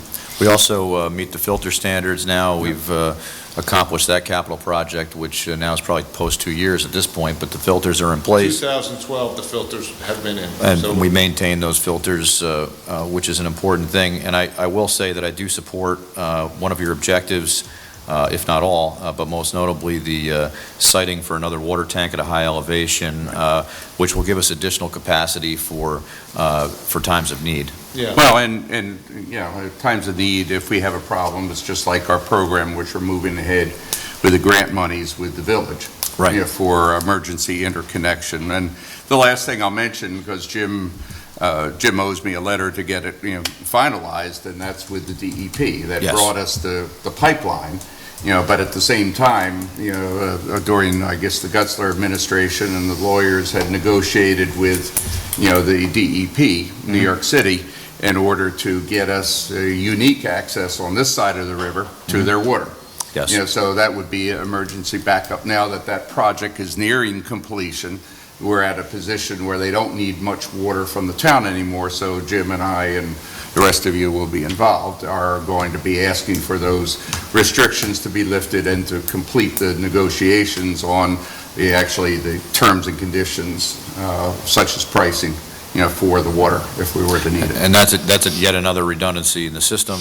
The system connection for the village is another backup. So I think, we're looking at all the different aspects of this and providing for redundancies where other municipalities don't necessarily have an opportunity to do this. So I thank you again for all your hard work, Mike. Thank you. Well, thank you. I just want to say thank you, too, because you and I have been working pretty closely lately, unfortunately, but we've got some good projects done. A couple of the neighbors had some issues, and Mike actually went in and did some plumbing work and everything else for a couple of neighbors. We had one area where they needed to replace some filters, same-day turnaround stuff, so it's been just great working with you. You're very customer-oriented, Well, And you we do have to be. appreciate that. That's who pays the And, bills, so you have but to. you, again, you're another one like Mike Sheehan, who makes us look good, because you go out there, you get the work done, and it's great work, and people are happy, and again, it's just a great job that you But I do, so think thank you. Angela could say too, and Chelsea, that he's been very You proactive. have a wealth of knowledge of this area that is irreplaceable. Well, thank you You are very a much. total Well, don't say asset. that. You are more than welcome, anytime in my ward. You know that. Well, thank you, everyone, for For the everything. opportunity. Thank you, Mike. Thanks, Mike. Thank you so Thank much. you. Yeah. Thank Have a you. good night. Okay. Bye-bye. Steve Frazier, it's your turn. We won't praise you as much. But Mr. Frazier, Still praise you, but not quite as much. could I Hey, have he's a done the 99 copy projects of now. We're getting your there. presentation too? I believe you do. Okay, if you sent it, that's good. Yeah, which, well, I can, yeah. Yeah. If I haven't, I can. Thank you, dear. I'll start with the payroll, that's at the top. I just went through with a 2% increase on that. If there's something else negotiated within the union contract, then that will need to be amended to fit.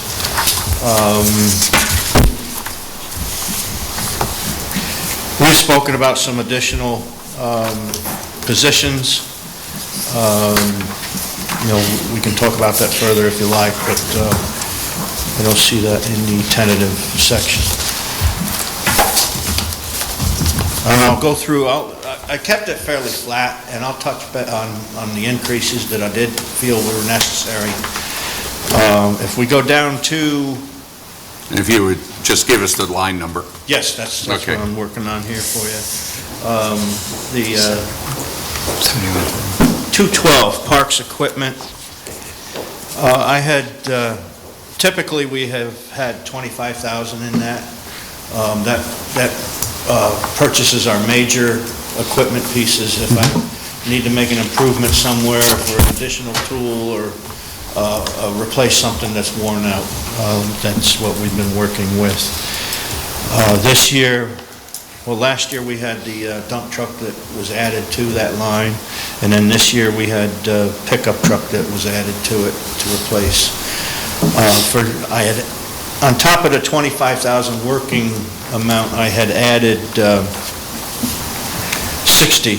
I had actually dropped down the working amount to 20 and added 65,000 to replace two aged pickups that we have. They've reached the point, well, they were problematic to start with. There's a poor engine design in them, and we're having to make extensive repairs on them repeatedly just to keep them running. They're at the point now where these repairs costs are exceeding the value of the truck, and I just don't feel it's worth keeping them any longer. So I had calculated one I was going to replace with a small minivan for this building here. My custodian does a lot of courier work, and the small van would be better suited for the things that he's doing out of the pickup truck currently. And then we would replace the other one with a full-size pickup, two-wheel drive, just to get the tools and stuff around to the jobs that we're doing. Now, would you be selling one of your vehicles you have today? Like I'm you did? sorry? Would you be selling one of the vehicles that you have today, like you did before? I would sell both of them, Okay. correct, surplus. Okay. Yeah, they would So be that's not factored in here anyplace, correct? No, we're treating the purchase of equipment Separate? as capital. Okay, got it. Capital acquisition, so it's not really reflected in here. Got it. And then we drop down to 7110.412, KMO water testing. The past couple years, we've gone over budget on that. It was previously $9,000. Actual amount for 2020 was $10,726. And I anticipate that we're going to exceed that amount again. And I spoke with Mike Camo, or Mike Tremper. Mike Camo. I spoke with Mike Tremper, and he anticipates a 7% increase in the fee for doing that service. What that service is he's testing a daily water test of all water systems that are not public water systems, the private wells, and it's required by the health department. So I increased that to, I believe it was 11,000. 11,000, yeah, just to make sure that we cover that amount. So even though you only spent about 6,900 so far, you think you're going to Well, yeah, exceed we the may as well call 11,000? that 7 at this point. Yeah, so you'll exceed the 11,000, you think? Not the 11, the 9 that's in there. Okay. I think so, yeah. Clothing allowance, it's my understanding that there's been an increase in clothing allowance in the contract, so I adjusted that number appropriately to cover that. Pest control. We, a couple years ago, started having regular pest control here at Town Hall and next door at the Emergency Service Building because of the problems that we've been running into. And we've been running out of the general fund for Town Hall, but this year I thought it'd be best to put that line item in. as a line item, yeah. And put 9,000, we believe, is probably what's going to cover both buildings for the year.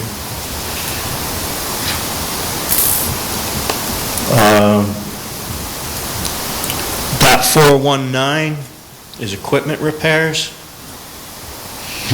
A few years ago, I had 13,000 in that account.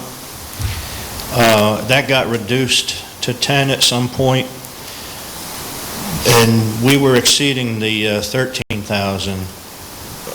That line is to repair all the equipment and trucks and such that we have.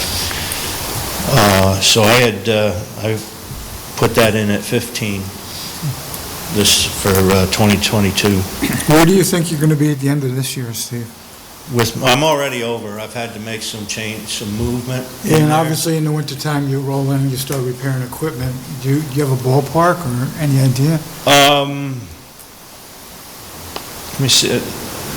Year-to-date is, I didn't think to look at those numbers today to see. I was just wondering if you... I have had to move some money into it. Because obviously during the wintertime, you get... Right, and that's what we do. During the winter months, we pull all the stuff in the shop and go through it with a fine-tooth comb to find anything that's wrong with it. And that's where, we see a major expenditure in the first portion of the year for that purpose, for that reason. But I think I'm probably going to be close to 15 total by the time this year is over.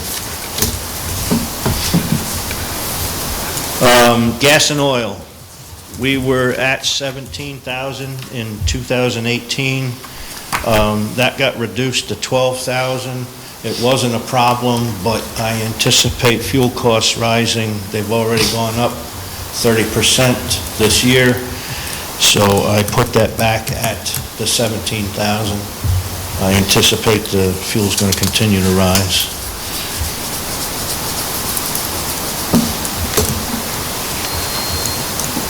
I made a change in trash removal. That has typically gone over budget in preceding years. We've had 9,000 in there in the past. I'm sure with the fuel increase that that's going to increase as well. Can I ask you about line 422, the building repairs? So you had a budget of 10,000, and you're now spending zero so far through the 24th of August? Yes, that's what it says on the spreadsheet. I've actually moved. I've been using that to move into other parks that were, things that we've done that ran short. I use that money to move around into where it's needed. I believe that's actually changed since this was printed too. I don't have that number in front of me, but we have had to make a couple movements.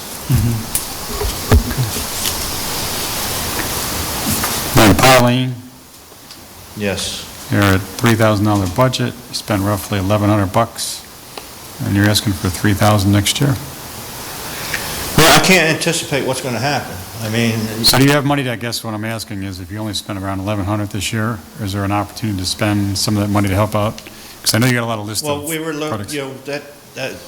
the items that we're looking at for the tennis courts are probably, a portion of that's going to Okay. come from that line. So you're And talking the about the pickleball. nets and the, Pickleball, too. Right, nets and the windscreen? right. Okay, thank you. You've done a great job this year, with the tennis and the pickleball. I mean, just looking at it, is there any changes that you see needed there or upgrades? Yeah, there's a large hickory tree on the back side of the main tennis courts that I'd like to have taken down. The hickory that's partially responsible for the black stuff that we're dealing with on the Right, playing surface. The sap from that tree is a problem. And the nuts then falling into Well, the tennis, yeah. your playing area become a hazard, so. Yeah, so you do have a line item for tree service, Right. 457A, so you've got some money left over. You only spent I about do. 1,000, I so. just had to have a tree removed on Card Road, I believe. It's, South Fowler House and Card Road. Right there was a large dead tree right on the edge of the road from within the park. And increasingly in our conservation districts and so forth, the Right. trees are getting older and falling down more, so actually, I think it should be increased even from what it is, but Yeah, but if we knew something about that tree over Pine Lane, I know the residents were asking for some help over there, Trees and Steve. the pipes. So I know the ground is too wet right now to do anything, but, maybe when it gets a little bit colder on the ground, Yeah, get your the vehicle problem back has there. been, it's too wet to put a truck in there. I Yeah. gotta have a bucket truck go in, and I'm thinking when the frost is in the ground, it's something we can do, and plus the leaves will be off the tree at that point too. Make it an easy job. I believe the rest of this remains pretty flat. yeah, that's right. So, yeah, there were just a few areas. The one item I didn't mention was the contingency payroll. What I had done was added up a total of the payroll and put in a 5% contingency to cover overtime for storms and special requests that we have. And that was $29,000. And then that was in the tentative budget is now 2,500. I got a little concerned about that. I have been okay in years past because we've never been able to keep all the positions filled the whole year, so I've had extra money in payroll, that wasn't used, that I could put towards the overtime that we've incurred. One last one for you, 458A Challenger Field. You have $5,000 in the budget for that? And I see there's zero spent so far today.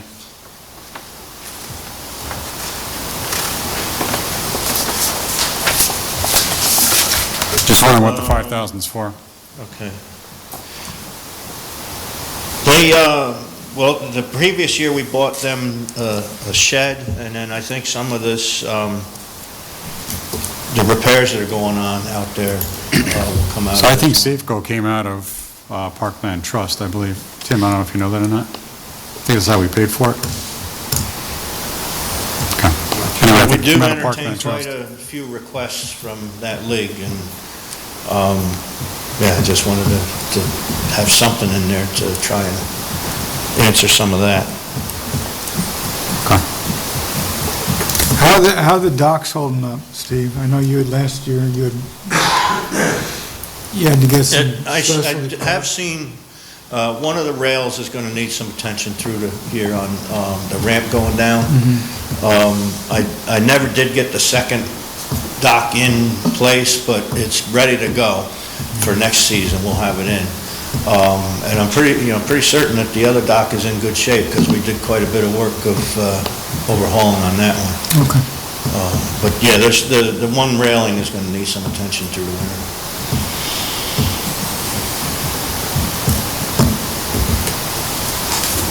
Oh, while I'm here, I sent you all an email, and I want to mention this here at the meeting, the highway department again. When we did the renovation at Schlott House a couple years ago, I had to cut the pavement to put the utilities underground, and had planned on having a contractor then come in and patch that. But I wanted to get it done here before winter, so it wasn't a problem for plowing, and I talked to Mike about it, and he said, sure, no problem. And within a week of talking with him, we got that patched, and that was a significant savings to the town as well. Thank you. Thank you so much, Steve. Yeah, one Thank last, you. sorry, I keep asking questions, my apologies. Robinson Lane, Yes. there was a tool you wanted to buy, or maybe you have it already, that potentially digs a trench for you? Because remember how we Right. want to run the cable Right. from the end of Robinson Lane underground so that they have wire service there in the Right. field? Any idea what that costs? Because you have some money left over at Robinson Lane, and that might be something where we can use maybe I some of the money. have been waiting to get a price on that. I'm anticipating it to be somewhere between $5,000 and $8,000. What it is a trencher, and there again, Mike said that I could use their skid steer. Oh, And I would great. buy the attachment to fit their skid steer and use it then when it's needed.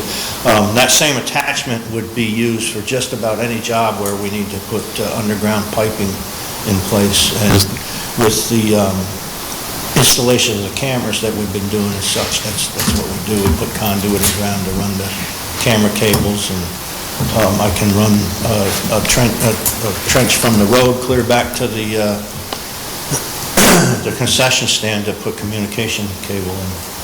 Now, is the hole still open in the back of the building, or did you close it up? Didn't close it up because, like I said, I found that conduit that has nothing in it. Right. And I'd like to have that traced. I haven't been able to get in touch with anybody to come and look at it, so. Okay. Yeah, we've been trying, no luck. Yeah, we've tried both Cablevision and Verizon, and I'm not convinced that that's actually a Verizon location. I think they have a bit of contact Maybe that Frontier, I'm not sure. that he can get hold of, because we Right. tried Roger, and no luck with Roger.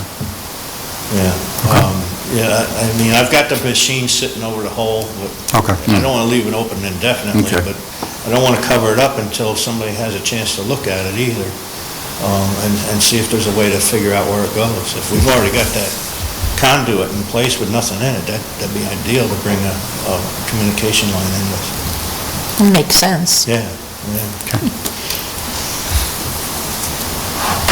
Okay. Steve, Anything only else? one request. Yes. The residents out of Quiet Acres would like new basketball nets. Okay. When you get a chance, thank you. I've got mulch coming to replace the stuff from the flood. Everybody is having problems with both labor and the rain.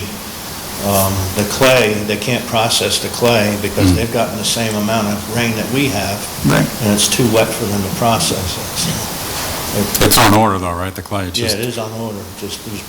They told me probably about 3 weeks if it stops raining.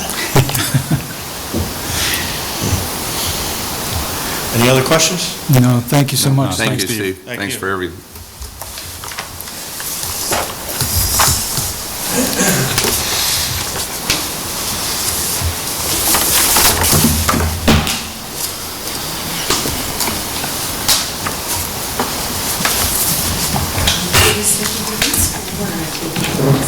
Pass one down.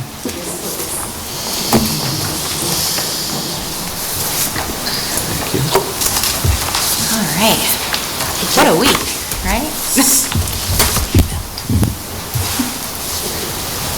All right, so this front page on the packet that I just gave you is broken down to only the lines that have changed, so that instead of flipping through, we have 3 different budget sections in my department.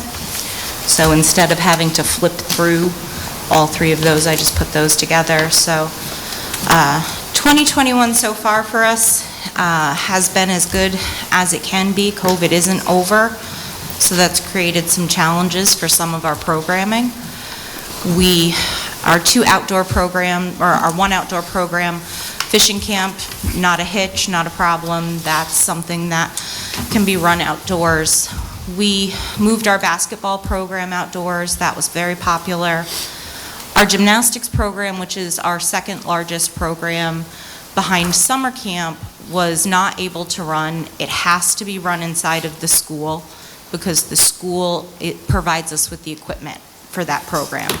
Gymnastics equipment, bars, balance beams, and all of those things are not something we own. They loan them to us. So when the school district was not allowing other uses, we were not able to run that program.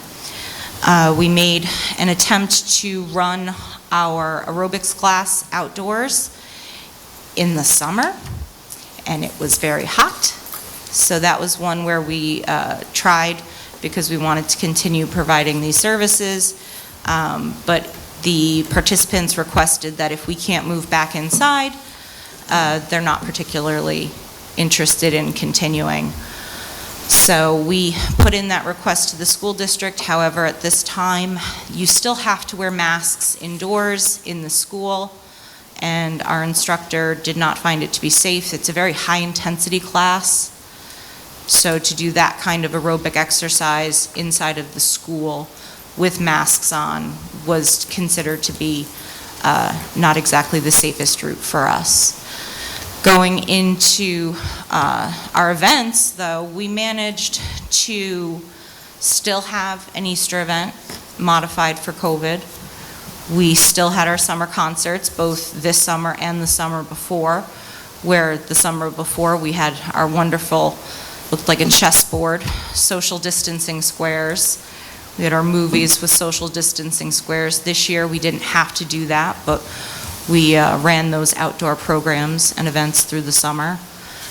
I know it hasn't happened yet for this year, our Christmas event, but going back to our previous one, we did that in a COVID-friendly manner as well. So technically that was in the year of 2020, but we were able to make all of that happen even though we were in the middle of a pandemic, because we didn't want to increase services any less than we had to. So it was, we will do whatever is safe, and we will do it in the safest way possible. And I think that we did a pretty good job of keeping as much going as you could keep going. Obviously, we know there were some shutdowns in the senior center during the height of everything, and going a little bit into 2021. We're getting back up to our first full schedule of events. We went on our very first bus trip about 2 weeks ago. Time's a little bit of a blur for me right now, so we'll go with 2 weeks ago. And we're doing another one at the end of this month. So we're really starting to get back up to our regularly scheduled programs and events. So when you look at some of our expenses in 2021 and they look a little low, and you're saying, why are you, still requesting this amount, or why are you actually even requesting additional funds? It's because we're getting back up to our regular operating schedule for most of our programs. So to go into the changes for the 2022 budget, if we're just looking at that front cover sheet, I'm really only going to cover the increases. And I'm going to start on the second line because that's our first increase.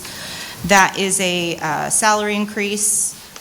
Below that is an increase in the comp timeline for the recreation department. For many of our events, including the one that we just had, it's an all hands on deck, including buildings and ground staff, including building staff, people that are here from various departments will assist us in manning these events.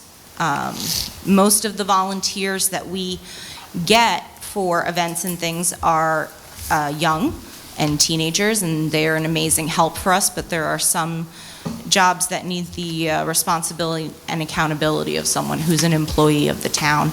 So as we get into 2022 and are doing hopefully even more events, an increase to that line would be appropriate. So our gymnastics line, I'm actually going to probably mention this kind of increase a couple of times through these changes. If you look at the minimum wage schedule, which is what most of the employees in that program get paid, For the 2021 December 31st minimum wage increase, there is an asterisk. And as of the last time I looked, about a week ago, they still have not released what minimum wage will be in New York State in 2022. Jim, has something come out since then? I haven't seen. Yeah. So you have to figure that we had a year where we didn't operate that program, and then we don't know what minimum wage is for next year. So we have about 15 employees in that program. I basically did an increase, an estimate of about $100 per person due to 2 years' worth of minimum wage increase. That's an estimate, a genuine estimate. If it goes by what it used to be, it's going up at a rate about 70 cents a year. I don't know if this is going to be a year where there's an attempt to make a larger jump.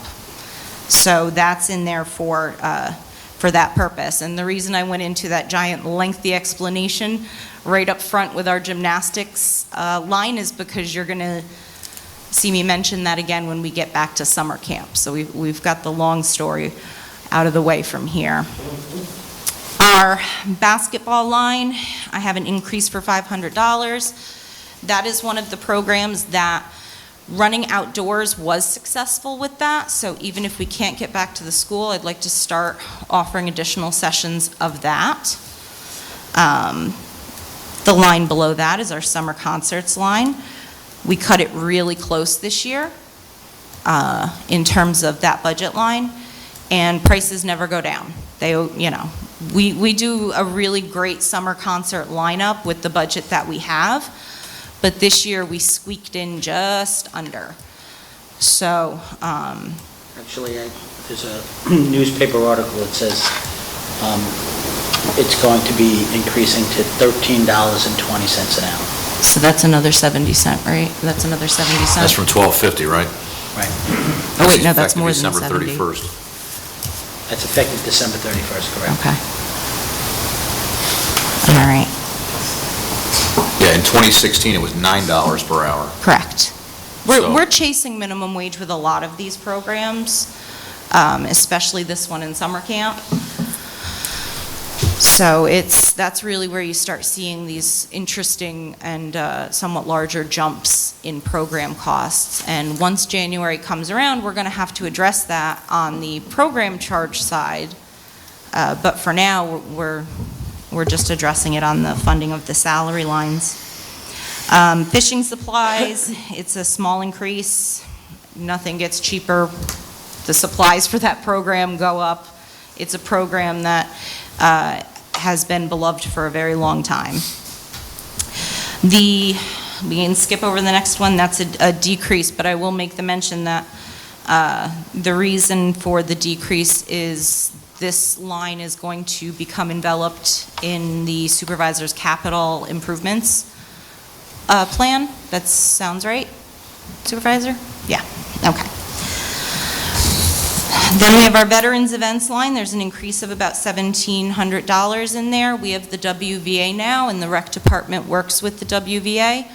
I believe that they are submitting their own budget as well. They haven't yet, but... They haven't yet. They advised me they will. Okay.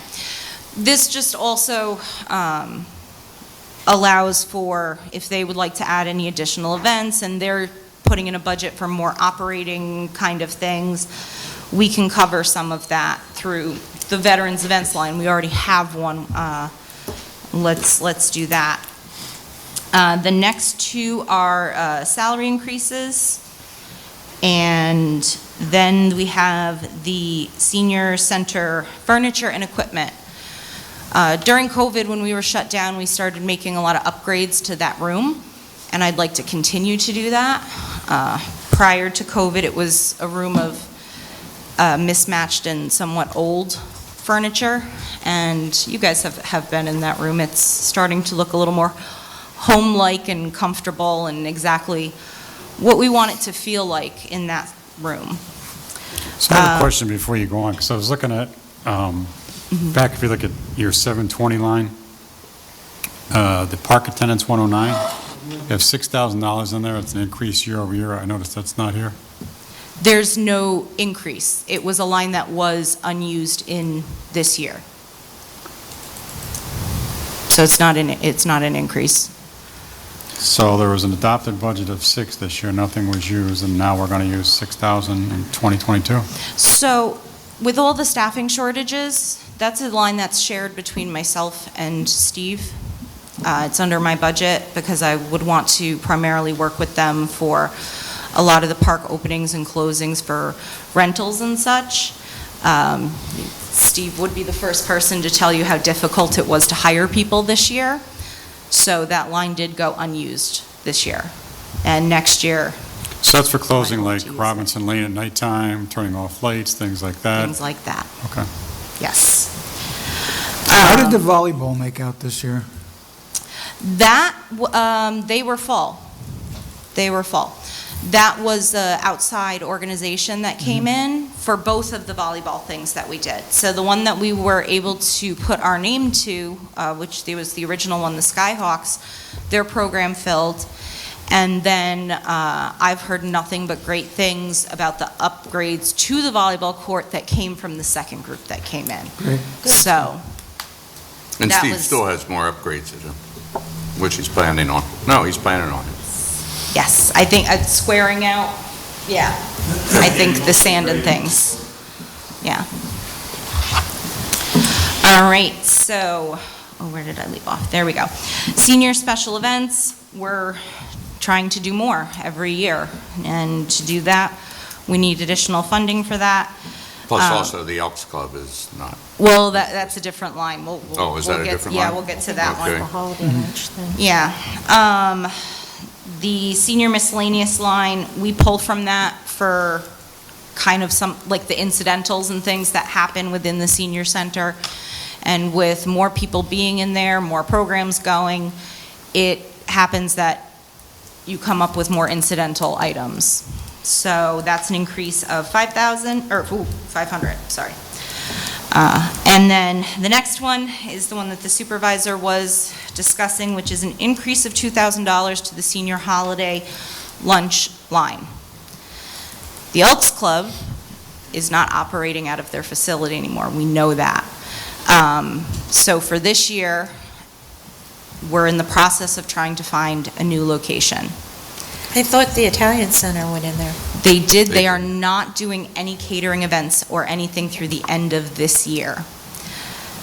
So that means I can tell you, we're not going to get a price like we got from the Elks Club. That was under $10 a person to cover that, okay? Yep. So I think that this is a good starting point for an increase, because with these changes, it has to be fleshed out more of how we're going to proceed with this event. I would hope, I'm working on getting us a good spot and a good deal for this year. I'm hoping the Italian Center would be interested in working with us for next year. But we're not going to get what we were getting before. So. Have you talked to the Villa? Usually you're running about $25 a person there. Okay, so there's a lot of different moving parts to the discussion that would have to be had if we end up moving to a place like that. I mean, it's a wonderful, wonderful place. I love the Villa, but this is an event that we've done for free for the seniors because of the lovely price tag that it had. So. Did you check out the Knights of Columbus in the Village? We are actually we're going to be checking with them. Their parking's a little bit of an issue, but there is also the Knights of Columbus that's on Exactly. 376. Right. 82. Oh, it's 82, 82. sorry. It's 82. So It's on 82. I would Yeah, be pretty aggressive on that because Yeah. places are booking up. yeah. Years ago, we did have an event at the Knights of Columbus in Wappingers. Yeah.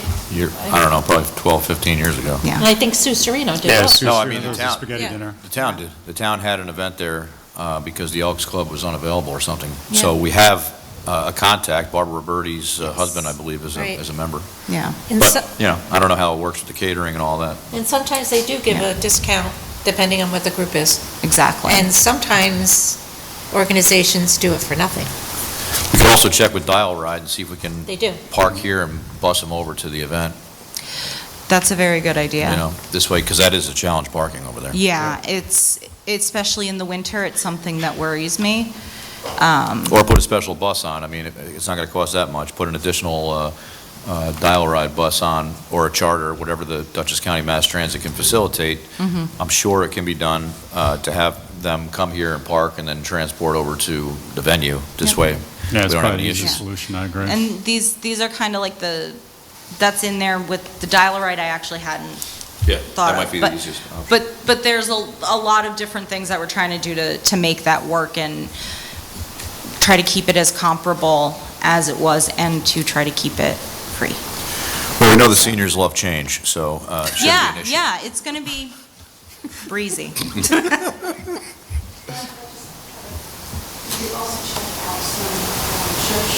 Right, Yep. exactly. Zion, yeah. I think that's something, because we had looked at a couple of the churches, and, well, I had looked into some of the churches. We might have to bring in our own catering. I don't think that's necessarily a problem. It's not that hard to get a temporary food service permit. I might need some people who have experience in cooking at events to assist me. Councilman Phillips. So But that there- way- but there yeah. are There are things that options. can be done, Yeah, right. there Okay. are options, but I do think we need to be prepared that the price isn't going to be what it used to be. So You that don't is know what yet. that one is. The increase in the senior conference and training line, I would like to continue making attempts to participate in the annual conference that I signed up for this year. Luckily, that conference, it's virtual, and you have until December 31st to earn all of your credits and do all that. Is that the one we just approved like Yes. Yeah. about a month ago? Yeah, Okay. yeah. I thought I would be able to do it and do Community Day at the same time. I have until December 31st to complete all of the virtual options. And if they aren't doing a virtual option for that particular conference, they have other webinars and trainings and professional development things that are somewhat à la carte throughout the year. So I promise you, I will put that to good use in whatever way that I can and what's available through the National Parks and Recreation Association. All right, so now we're getting into summer camp, the one where you see the scariest increase of all. That is an increase of $20,000 in the summer camp counselor line. These are people who do a lot more hours than, say, our gymnastics program, things like that. That's running 2 hours once a week for 7 weeks. Summer camp is 7 weeks, full-time, through the summer. So, So how many people do you staff today, and how many do you plan on staffing that you're going to go up $20,000? so we had 13 counselors, 3 leads last year, and you can see we squeaked right under, okay, what we had. So when you add in, hopefully not having to have the kind of ratios and fewer kids, and the idea of, even though we can fit, is it safe to fit? Let's hope that all of that is not an issue for 2022, which means that we would get back up to regular staffing of about 15 counselors. And we have the minimum wage increases that are in there as well. So And you're going to go from 13 to 15 counselors, and you're going to go up 20,000 plus minimum wage? so here's where it gets down to, and I'll send you the chart. So our pay scale for our counselors is, if you are a new counselor walking in off the street and you do not become CPR certified with us, you make minimum wage. If you are a counselor who comes in and are willing to get safety trained and CPR and first aid, AED trained, that brings the pay up by 50 cents an hour, okay? If you're a returning counselor, it would probably be easier if I sent you the chart, but it's... Yeah, I'd like to see the yeah, chart. it's So a it just seems a lot for yeah, two extra people that you're going up $20,000. And even though you're paying more for somebody who's got CPR training, it's a We big were increase. limited to just our lead counselors being CPR trained. So this year, where we just squeaked by under budget, we were paying almost everyone minimum wage.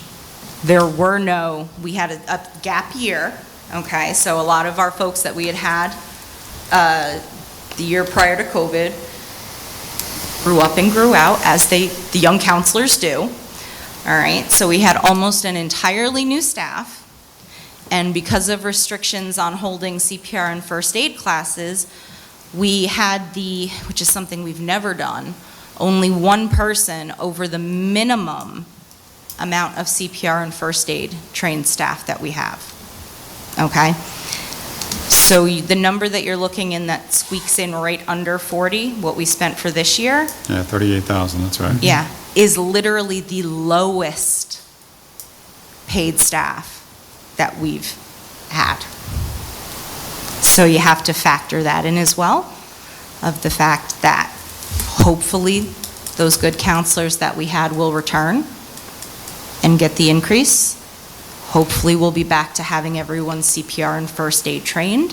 So we were probably under budgeted in 2021 because you only had $40,000 in the budget. Correct. But minimum wage went up again, 70 cents. That's the schedule it's been on for the past several years. So we've crept closer and closer to the budgeted amount that we have. And in the budget, we were intentionally, I think, lean because we didn't know where COVID was going to come. So Correct. we made the decision actually Yeah. to improve, enhance the programs based on what we Yeah. saw as the movement to allow more of the camp. As you know, some municipalities Sure. did not have summer camp Yeah. Right. this past year, so. So looking at that, can I say right now that I think we're going to use $59,999? I don't. But I do know that that is where we could end up if we get a lot of people who return, we get a lot of people who are willing to get CPR and first aid trained. So there has to be a little leeway to be able to accommodate that. Okay? I'd just like can you send me the spreadsheet? I'd like to take a look at it. Send it to Yeah. all of us, please. Yeah. It comes every year in January, but I'll send it to you guys now. I send that in every year when we approve the pay scales, so that everybody knows why the pay scales went up from the previous year. But I'll send it to you now, again. Thank you. With, All right. if you went to 15 counselors, would that let you expand the program, or is that just improve the ratio? We, in non-COVID years, work a 12-to-1 ratio, so you have 12 kids to every counselor. This year, the ratio was smaller because of safety concerns and things like that. You really needed to, even though a lot of the state restrictions were removed, that doesn't mean that you don't be really careful and lower your ratio and make sure nobody's sharing a water bottle, and it took extra supervision. So yes, we definitely would be able to increase the number of children in camp with the additional staffing. So then that comes back in a revenue stream as well.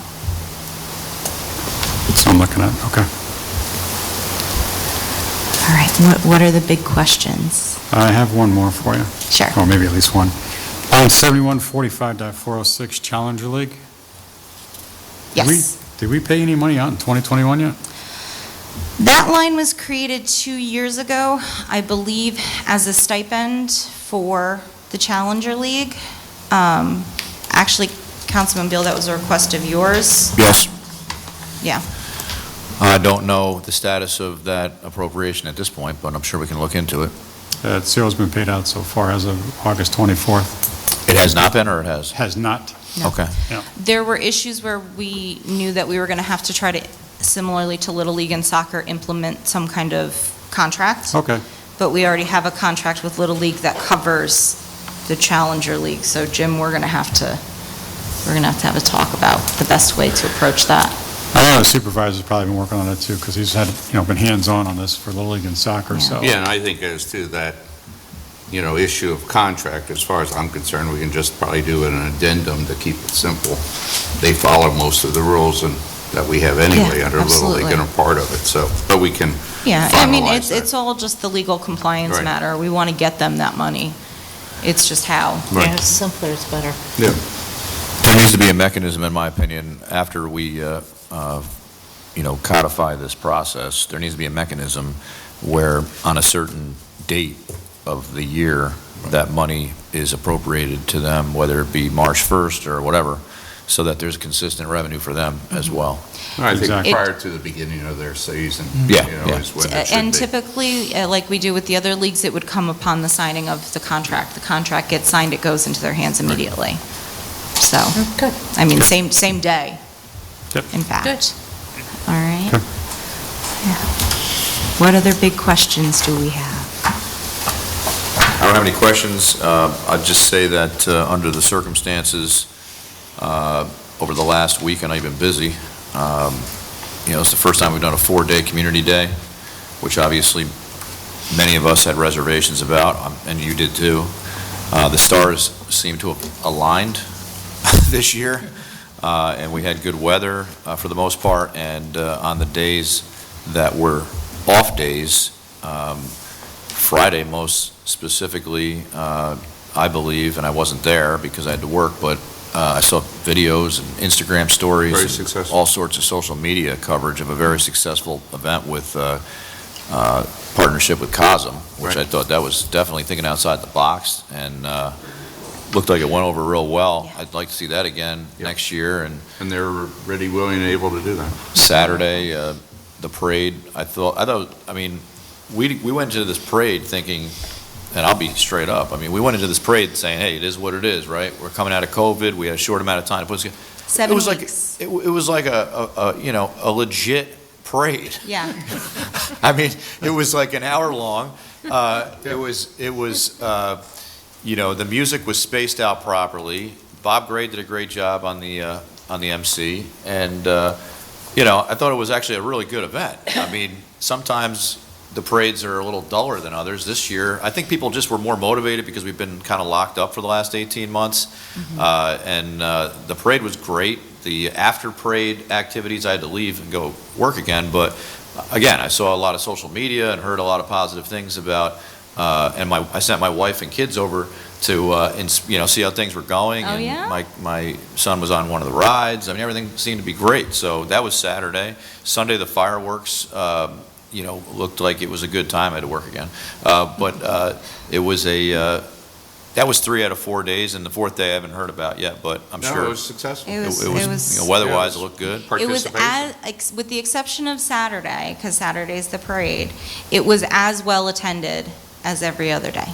And the ride company was very pleased. I have to say- McDaniel Brothers were very pleased with it. Yeah. Well, most may not realize this, but Jessica, myself, and Sergeant Stewart had a meeting over there on the property the day or so before it began, because I was very nervous about parking. I was very nervous about access for emergency vehicles, because Farmer Dan's having his big weekend at the same Yes. time, right? Yep. As we're doing this, which we didn't have any control over, because this is the only time we could do this based on all these variables.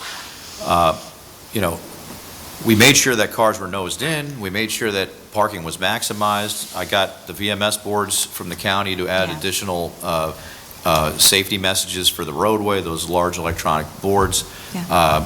We got light towers for up on the New Hackensack Fire Department property for the overflow in case we needed it. Which, thank you, because you can't rent one in the whole tri-state area. So. And also got Right. one in front of Schlott House. and Sheriff's the office mosque got one, yeah, parking there. for the pedestrian crossing. So, there was a lot of work that went in behind the scenes on this, and Jessica was able to execute the event. There's never going to be perfect, but I thought it was pretty close to it, be honest with you. So thank you for that. Yeah, I heard nothing but positive things. Yeah. I thought the parade The people on the sidelines were so happy. The kids were very enthusiastic. Yep. I mean, everybody, I think, because of such a hard year, enjoyed being out there with their neighbors. I just think that was a really big success, and thank you and your team. Oh, no I problem. think it was, you're right, the stars, the moon, everything I mean, aligned, and it was great. I'm not going to mention Hamburger Gate on the record. Oh, God, don't even use it. You know, if the worst problem we had was two vendors were cooking hamburgers at the same time, then we So did pretty be good, it. you know? So if that's the worst issue we had, then I think we did okay, and that'll be ironed out next time, you know? Yep. But overall, I spoke to that vendor today. I spoke to somebody that was one of the cooks there today, and he said, listen, despite the issue, we still made our money on sausage and peppers, so. Yeah. Yep. So It's that the was little a things, win- right? It was a win-win, considering. It was, and I mean, everybody worked, you know, on the team that I had, everybody worked with me, Donna, Dick was in there helping out too, you know, with hooking us up with Cosm.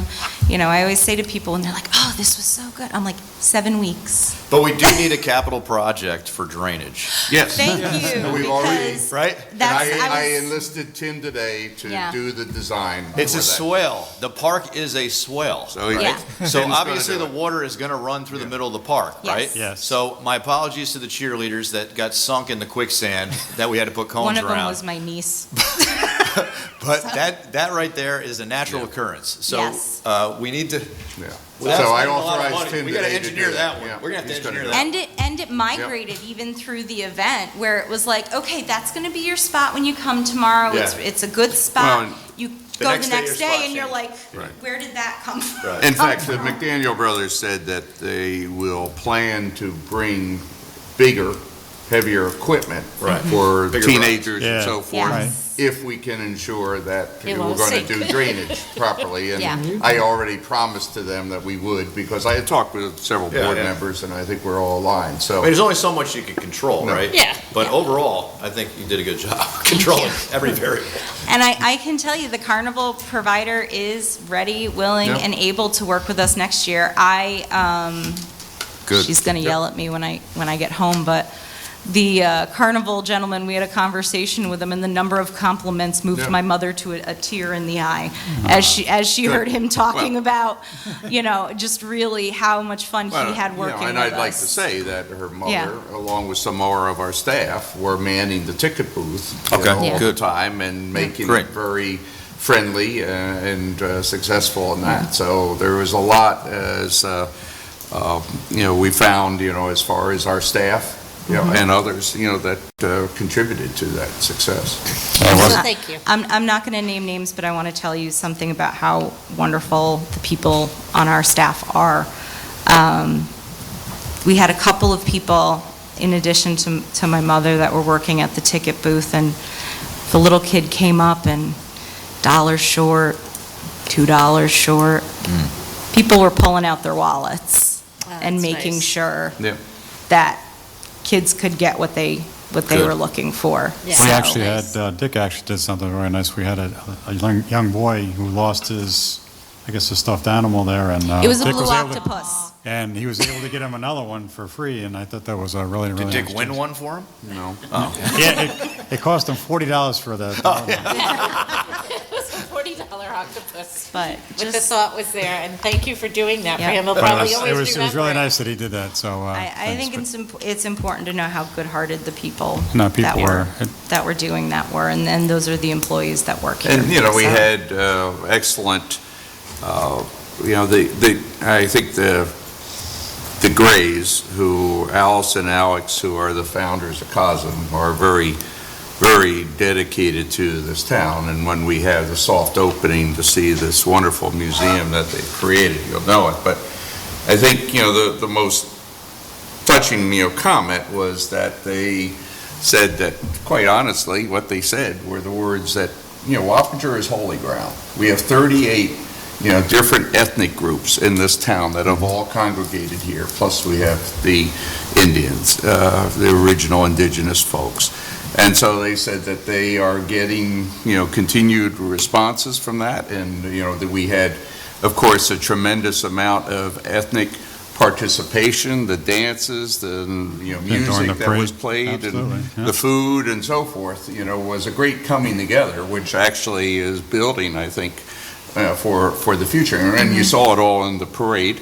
We had a number of groups, many different groups, that were there. That was, great. And again, Donna and Jessica, pulled this off in 7 weeks, which was remarkable. We didn't know about and we found out that the Carney guys almost didn't want to come because the bad reputation we had from a bad-mouthing guy that breached his contract and I fired 2 years ago, right? So Another Carney. another one. But these guys really, came here to They came help through. us. In good They faith, were yeah. professional. In good faith. And they're a very family-oriented operation, so almost it all of was them were. really nice working with them. So, They were good. wonderful But people. Jessica and Donna deserve a big round of applause. Yeah, So shout out. thank you. Thank you. Thank you. Yeah, so I'm just I was there for 3 out of the 4 days. I wasn't there Monday, so I was able to see the events of the fire lighting and of course, we participated in the parade, of course, and again, fireworks. So a really great show that you guys put on. I mean, you had a lot of support from your staff. I saw B there, I saw Judith there, I saw your whole team there. okay. Steve was there helping direct traffic. So certainly a team effort that you guys put Even together. Christian was there. Yes, Christian was there. Yes, he was. Helping to direct Yeah. traffic. Yeah, Christian was helping us direct traffic. Yeah, he was over at the Park cars. firehouse. Yep. Yeah. No, my dad, he was at the mosque. He was actually at the firehouse because he let my Yeah? wife and I out. So He was all over. He was It was all everywhere. over. He was the man of the was. hour. But yeah, so it was a very nice event, and great job on you and your just staff. such So a big thanks thank very you to much, and Donna. I'm looking Thank forward you. to next year for 4 days. But now you got a plan now. We got a plan. Got to We beat know- this year. We know what worked, we gotta make it bigger. Yeah. And But- thanks to the fireworks company, which is one of Yes. our locals, right? Yep. Frank, Legion, right? Yep. Yeah, Frank, he's a good always. guy, good Yep. family. Very good. And my last thank you before I depart for the night, I already thanked Donna, her and I worked really hard to keep each other sane for 7 weeks, and the parade that you felt was absolutely amazing, that was her baby. It was. She did a fantastic job getting people in to Yep. do that. And the other is the New Hackensack Fire Department. Mm-hmm. They were so good to us. And I don't know if you had ever been in those 3 lots behind the firehouse within the past 2 years. They cleared enough parking spots for us to have an additional 300 parking spots behind the firehouse. That's awesome. And they That's did, great. they did that on their time. And all that parking was taken, the mosque donated, Yeah. Oh, the yeah. use of Yeah. theirs during their Yeah. prayer sessions, Exactly. right? And it was all filled. Exactly. Well, They're it's a true testament to the community. Yep. Yeah. Everybody came Everybody together. pulling together. Yep. That's It's a right. good neighborhood. But That's- for 2 Yeah. weekends, they were out there clearing very old and Yeah. overgrown areas. Stuff. Yes. So, Okay, Thank you. good. All right. Any other comments? Thank you, Jessica. Okay, thanks, Jessica. no problem. That's it for the budget. I'd just like to have some closing remarks. So tonight, we began the budget review and planning process. I had presented a tentative budget, on September 30th, as we, again, acknowledge the minutes tonight, and that included, a number of things, which we've had discussions and we'll have more, including revenue projections, and we assumed a conservative basis on that, department and consultant recommendations, which I did judge back. You heard some people say, well, that disappeared. Well, that was because I judged it back, but the board will consider what to do in that case. Of course, they anticipated employee compensation and benefits projections, which, take a significant portion of the budget. And then, of course, keeping in line with the 2% tax, cap, that's a tax levy cap. And what we've designed the budget to do is to minimize any tax impact and to keep our taxes at the lowest rate in Dutchess County. And I believe that this certainly will be the case because we're lower by far than others. There will be, of course, a number of adjustments, at all of our, council members, ask questions, and we'll be looking at more of the numbers as we go through. And this really is one that's going to be based not just on the presentations of our department heads, you all here, as well as our consultants, but also the public as we have open, session later on in this process. And I want to make sure everybody does keep in mind that this budget, most of it that we're talking about comes from one fund. It's the A fund, which has very limited funding, capability. And we'll be exploring how we, handle that. We don't want to draw down too much from an appropriation point of view, and we've been able to keep it, relatively stable, and therefore we've gotten extremely strong ratings in the way that we've handled our funding.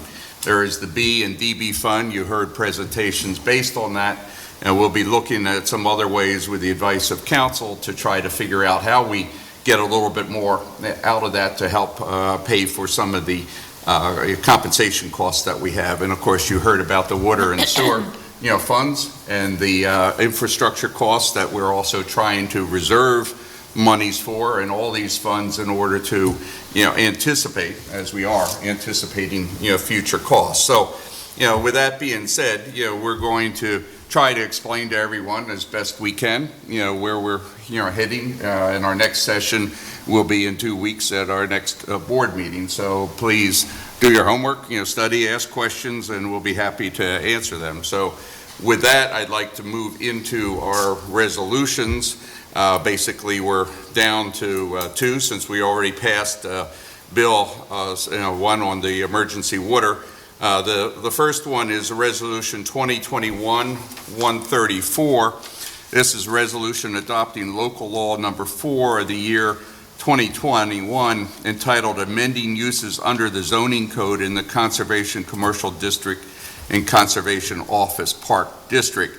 In light of our earlier discussion, I'd recommend that someone make a motion to table this pending obtaining further information. I'll make a motion to table it. I'll second it. Okay, there's a motion and second, so all in favor? Aye. Any nays or abstentions? Just point of order on discussion. Barbara had her hand up. I just want to, before we vote on this. Yeah, I did a breakdown of the 60 zone.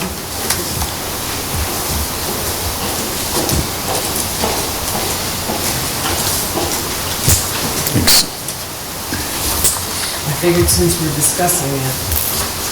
Okay. Unfortunately, we don't have much time to review it, so I still think that the motion should stand. But Yeah, I agree. I think that's appropriate. that's the appropriate thing to do, so we have time. This just gives you a breakdown. There's Sure. 3 CC zones. And there isn't that much usable land that hasn't. Sure. We can discuss it. Yeah, let's look at it all. But we thank study you. it. Yeah. Barbara, thank you very much. Right. Thanks for doing that research. And And Joe, we quickly. can include this as part of the minutes that we've got in, so received. Anybody have any other comments on that? Okay, so we have a motion and second, so all in favor? Aye. Any nays or abstentions?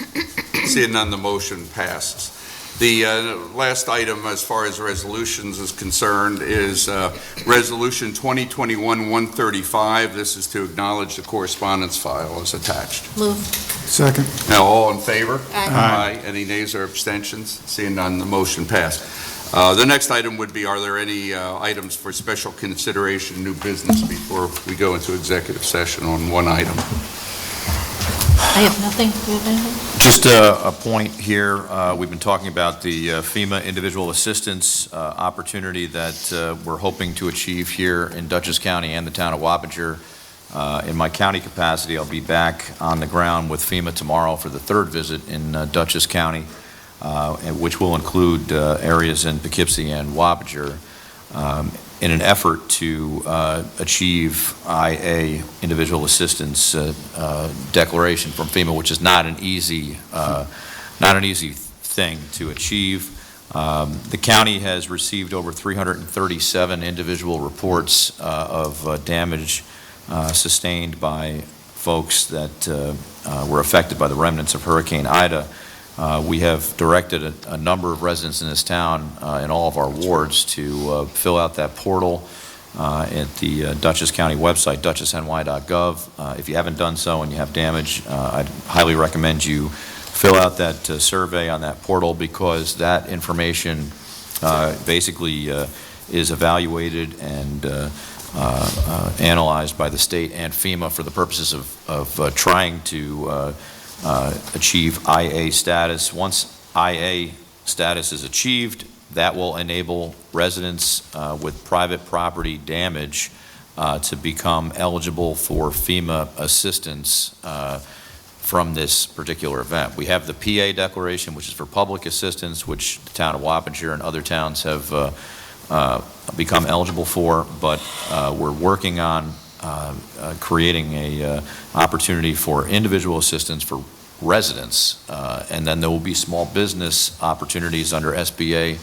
loans. So it is a very time-consuming process. It's boots on the ground, and it's going to continue again tomorrow. We're hoping to convince FEMA and the president to declare Dutchess County as a whole, which will allow town and village residents to seek some assistance. And our position is to keep pushing.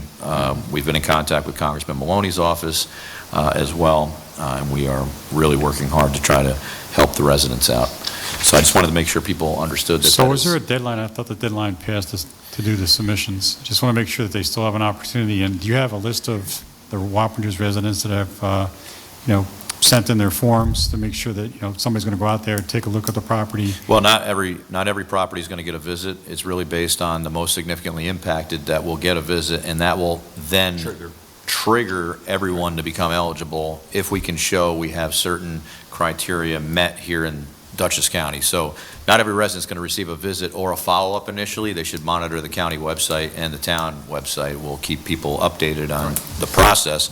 Deadlines have come and passed in certain counties and certain entities as a result of Hurricane Ida. However, the deadline keeps getting extended every time FEMA's on the ground here in Dutchess County. So this will be, again, the third visit for FEMA, which will push our deadline back. And what will happen is once we receive IA status, which I hope occurs, then when you go on the FEMA website, you'll see your zip code activated, which will allow you to file a claim with FEMA. So right now, people are going onto the FEMA website. Some town of Wappinger residents have, and put a claim in, but then it tells them they're going to hold on to their claim, but they're not eligible yet. We hope to allow for residents in the county to become eligible at some point soon. It's a process, I will tell you that. Bill, is there anybody that can assist residents or small businesses filing the paperwork? Because as we know, yes, federal paperwork can be very complex. Correct. So when and if we receive that IA status, there will be a process where they can get assistance from state representatives to fill out the FEMA paperwork. But when we get to that point, we will communicate that. Thank you. On a separate issue, I think we as a town need to take a position on something. We've talked about this offline, but I think we need to formalize it, and I apologize for not mentioning this prior to the meeting tonight because it's just been so busy with everything else going on. But obviously, we all know we lost our friend Butch Anderson, and he was a significant person in this county, not only in this county, but also in this town. I can't tell you the number of times he sat right there in the front row at our ceremonies and events and led the Pledge of Allegiance and ensured that our level of police protection was optimized in this town over a period of, decades. Butch had assisted with our town patrol model, and he has been involved with making sure that our town patrol shared services model has worked over the last 2 decades at least. Unfortunately and tragically, we lost Butch, and now we're in a position where under the New York State Constitution, the governor has the authority to appoint a sheriff, and the law can be interpreted in different ways relevant to special elections and time frames and things like that. But I believe that we have an obligation as a town, especially since we have a unique relationship with the Dutchess County Sheriff's Office here in the town of Wappinger, where literally deputies drive our cars and patrol our streets. And this administration and this group has increased funding for our town patrol and our sheriff's office. And I believe we have an obligation to ensure that the continuity of operation continues in the sheriff's office seamlessly. And that can only be done, in my opinion, under the leadership of the Undersheriff Kirk Imperati. Therefore, I would like to introduce a resolution off the floor here that indicates this town's position is that the governor of New York State should appoint Under Sheriff Kirk Imparati as acting sheriff of Dutchess County. I'll second that motion. Motion second, all in favor? Aye. Aye. Any nays or abstentions? Seeing none, motion passed. And I will submit this to the town clerk. And the letter's already been submitted. Thank you. Thank you. I have nothing further. Okay, anybody else have anything? Okay, so I'd like to move we go into executive session. We have one contract dispute issue that we need to address, and I ask, Tim and Steve to join with us, and we'll meet in the senior room. Yeah, no, he's automatically included. He's drafted. Okay, thank you, folks. We'll be back. Yeah. We didn't make a motion. Oh, I'm sorry. There's a motion and second? Motion to go in executive session. Okay, second. All in favor? Aye. Any nays or abstentions? Seeing none, motion passed. Thank you, Joe.